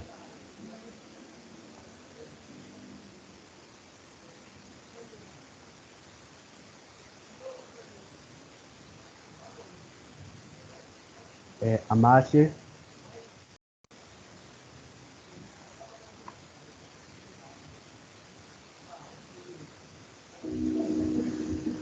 Oh, Refilwe? Yes, Refilwe. So the feminist theory, one of the things is that, like, usually, for example, we get student leaders, we get presidents for the whole school. That is one way, that is a hidden curriculum behind the school to say that females also deserve to be, out there, lead, you know what I mean. And that's the only thing I have to say on the feminist theory. Yes, thank you. Escolile?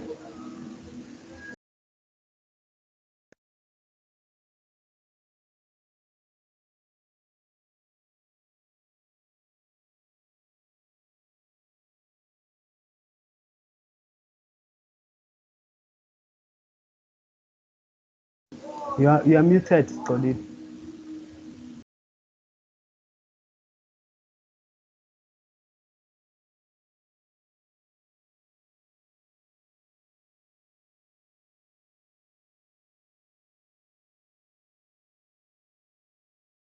Okay, I think Scolile has mic issues. Scolile, you are muted and your hand was raised. Okay.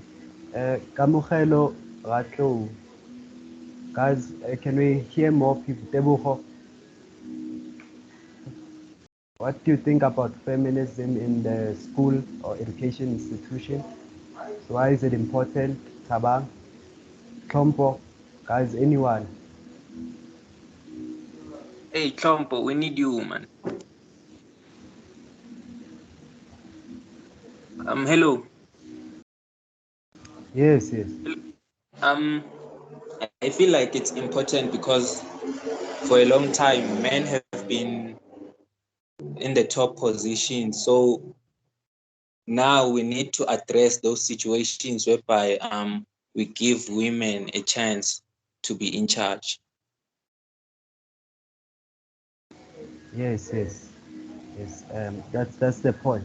Amahle, I can't move from this section without your comment. Amahle?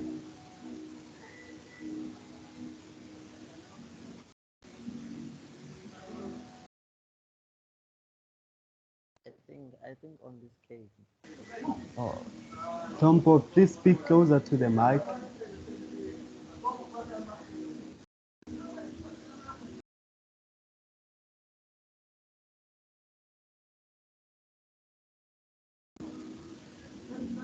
Hey, guys, Nomvelo. That's right. Yes, yes, Magdalene.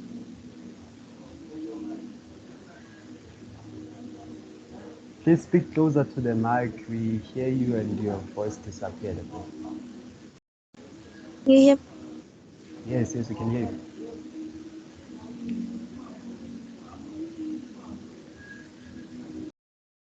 To how can I put this? To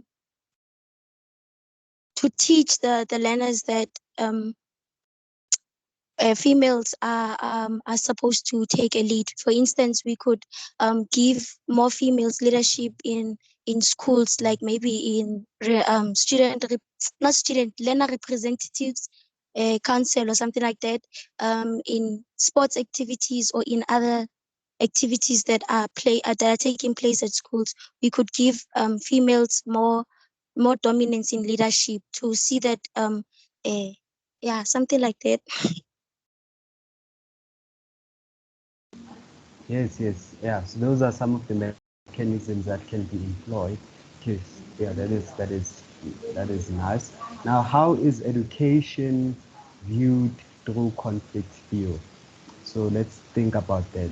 How is education viewed through conflict theory?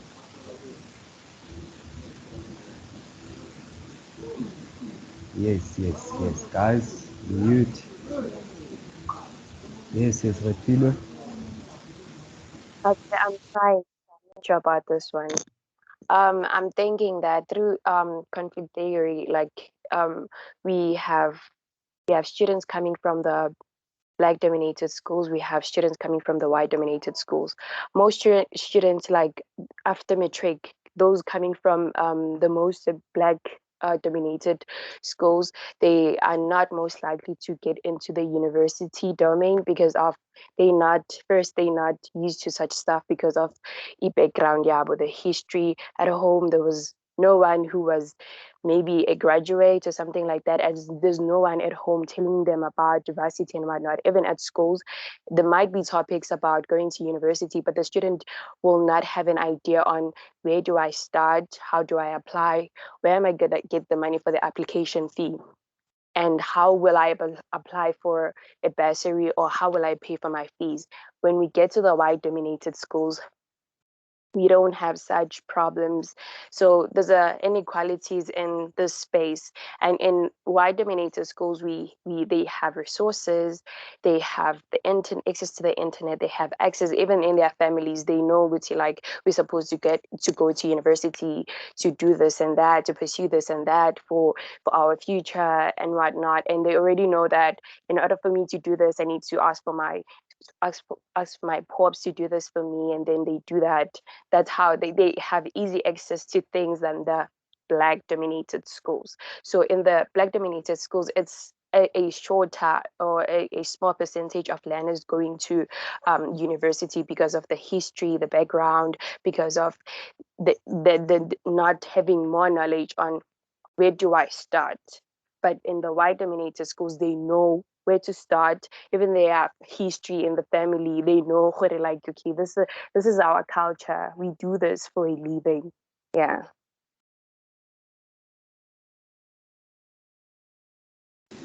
Yeah. Nice reflections over there. Yeah. Okay. I think you said a mouthful. That's exactly that. And then let's talk about symbolic interactionist view. What is that views? What does that view say about education?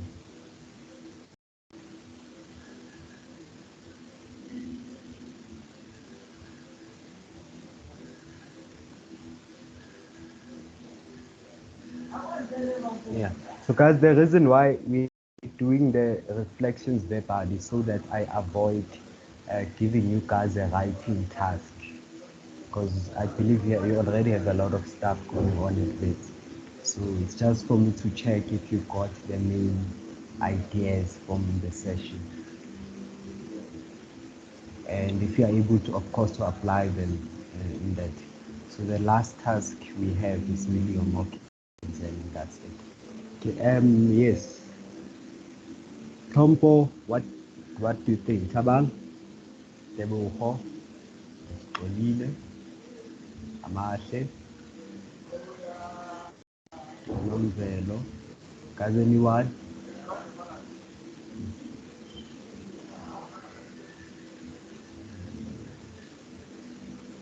No, Refilo, your airtime is over. Magdalene, I'm taking away your airtime. Yes, Magdalene.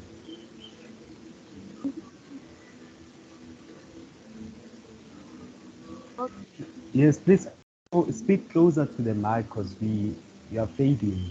We hear you a bit.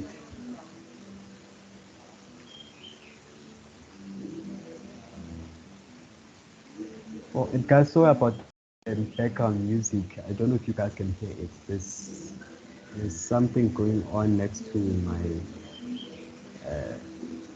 room. I don't know what's going on. Okay. Yes, Magdalene, please speak closer to the mic. I'm speaking closer to the mic. Yes, now we can hear you. So we couldn't hear you all along. Since symbolic interactionism involves an interaction between two individuals or more, or a group of individuals. So in the education institution, we would say the interaction is between the teacher and the learners. Angit. So they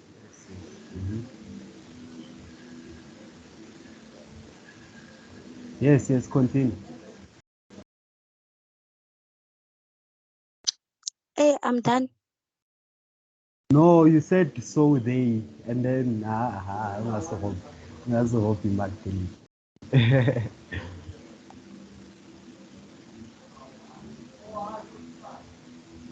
Okay, thank you. It's Refilo, yes.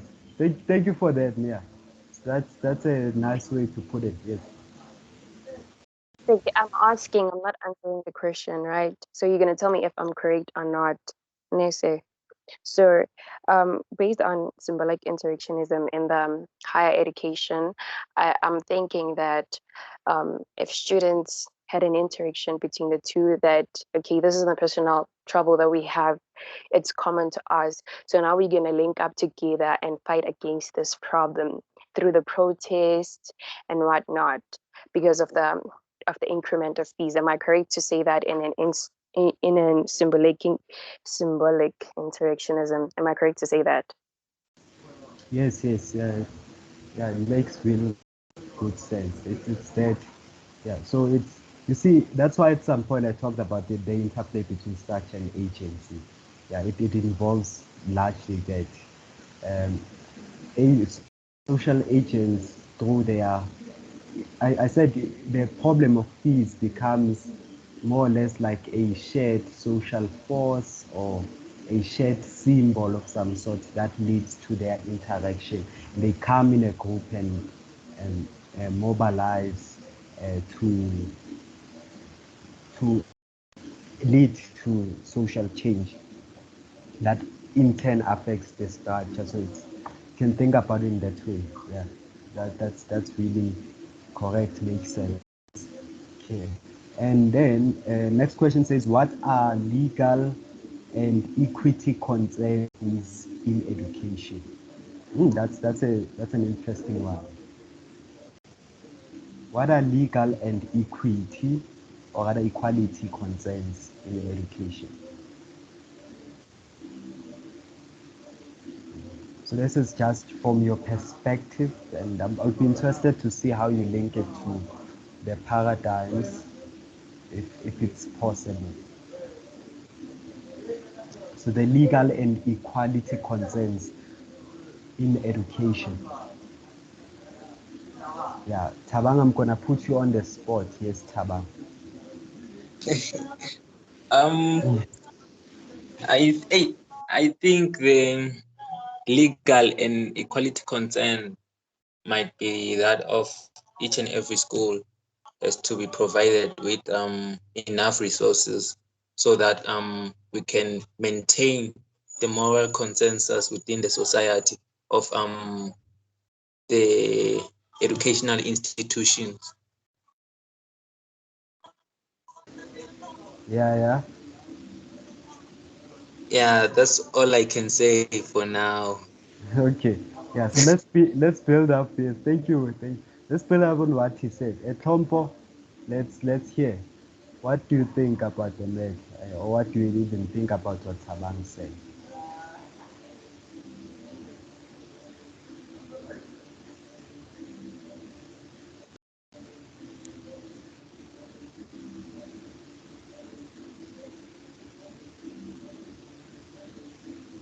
Yes, we are listening.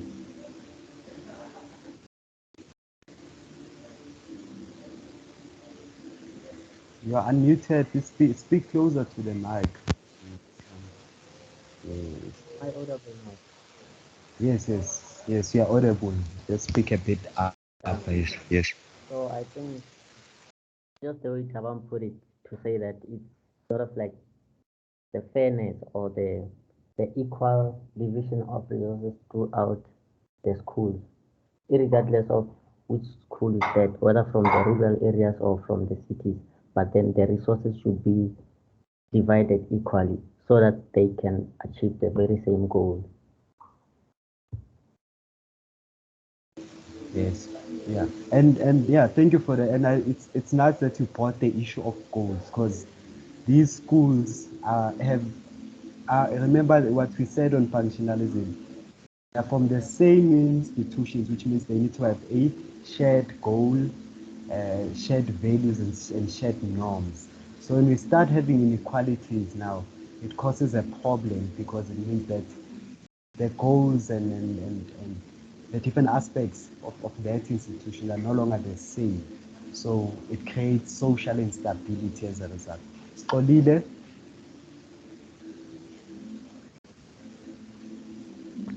I was going to say there is lack of appropriate funding. Some of other students are not funded. yes, so that's another thing. So there is no equality at all, like you see. Yeah, it's exactly that. Yeah. So thank you guys on that. Yeah, it's a tricky one. And then on the legal part, guys, we can think about feminism, right? To say, what do schools do when there are cases of female students being violated? You see, you think about that. So what does the legal system say about that? So in a way, you need to integrate stuff. And then now here's another one: alternatives to traditional public schools. What are the alternatives to traditional public schools? So what can we do with the problems? What can traditional schools do with some of the problems they have?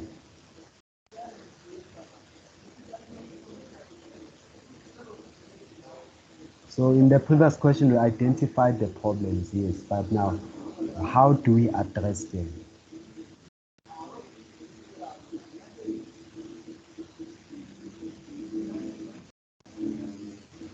Um,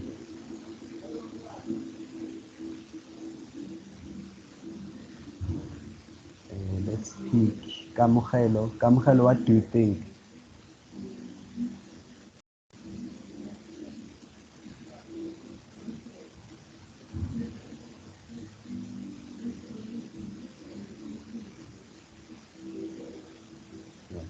So you can put it like we are the years of education.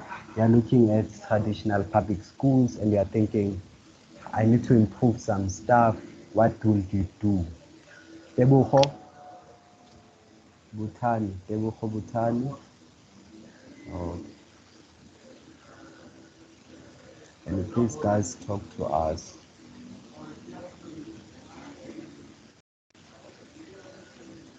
Amahle.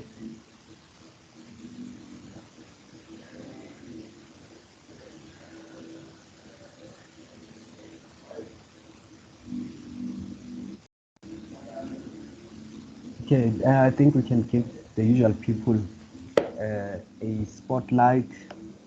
Yes, Refilwe, Skolile, Tabang, Mahle, any one of you. So you're given this task to address issues in public schools. What do you do? Where do you start?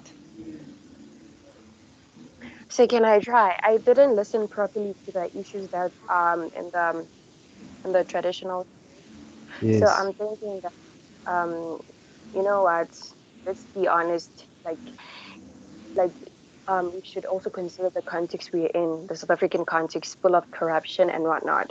As teachers, we're supposed to make it happen. We're supposed to adapt, make it happen, make learning happen. If you don't have enough resources, then write notes on the board. Let learners like copy those notes, use those notes at home to study on their own time after school.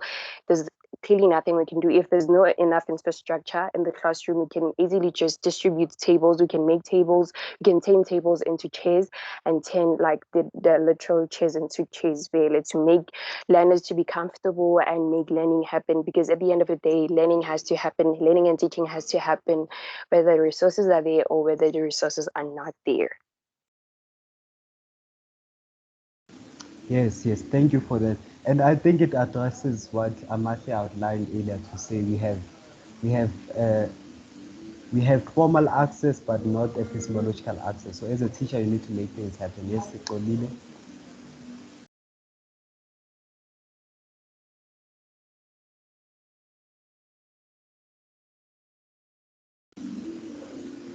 Sikolile, yes.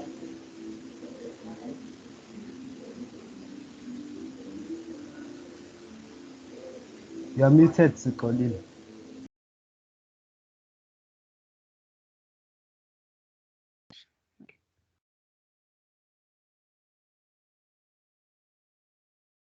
Yes, please speak. Yes, yes. To add on what Refilo has said. Hello. Yes, yes, we are listening. Then Sikolile Um, will go after. No?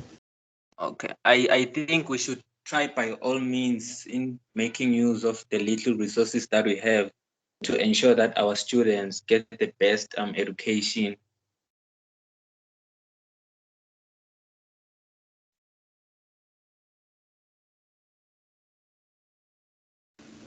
Yes, yes, yes. Thank you for that. Sikolile, please speak closer to the mic and unmute Ngakho. As teachers,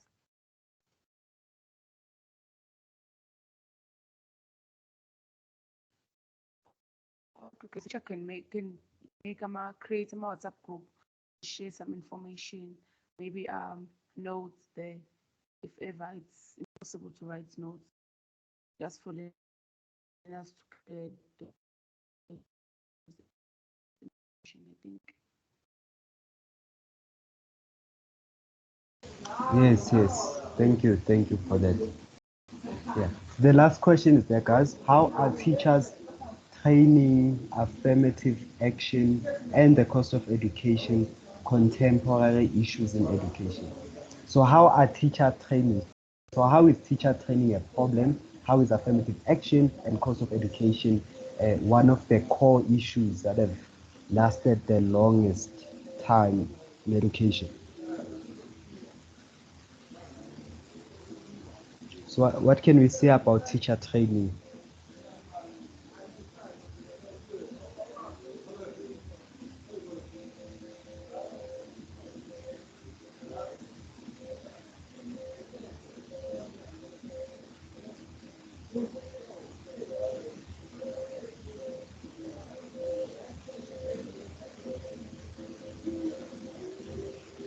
Yes, yes, Refilwe.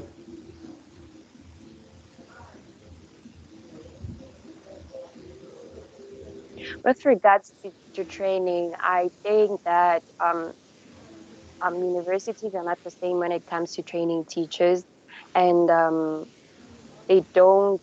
Some teachers buy certificates to be like, okay, I am a teacher, but they don't actually. They are not actually teachers. With like an example, like a real life example, is that my maths teacher, um she I think she wasn't competent enough because we used to do corrections on our own and everything. When I was trying to test her if like she's certain about what she's saying, she would be like, yeah, you're correct. Everything I'm saying, she's like, yeah, you're correct. I was like, okay, girl, what are you saying? So yeah, that affects, like, education as a whole, because if you're not like knowledgeable about the subject that you're doing, you were never taught about how to manage the class, you just there because you need the money or something. I think that affects education, and it's still happening apparently. Yeah. Yeah, that is so right. Do you have another issue, guys? Oh, this is the last question that we have. So thank you for listening. This is a list of references. Remember, always share this in the last slide.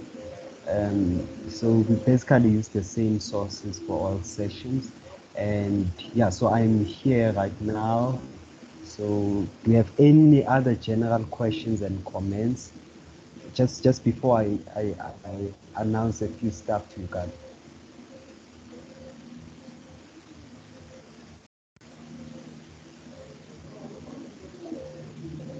Yeah, you can just thumbs me up, guys, if you are fine. You don't have any questions or comments.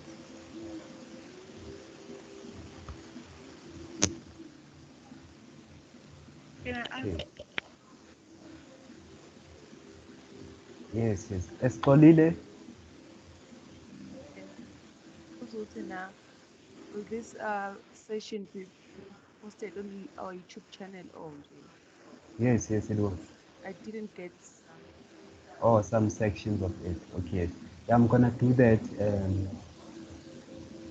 Yeah, I think it's gonna premiere. I'll make it premiere kusasa on 12. Is that fine? Yeah, it's fine. Yabong. Okay, no problem. Yeah, so I think I got most thumbs up and stuff, so I think we are fine. So yeah, so guys, thank you for attending. I'm just gonna share a few announcements. So thank you for attending the session today, and yeah, we've been very cooperative. It's been a nice session, actually. Very theoretical, but it covered the rest of sociology. We are really fine. We just left with one section, which is the decolonization of sociology, and then we will be done with sociology for the rest of the year.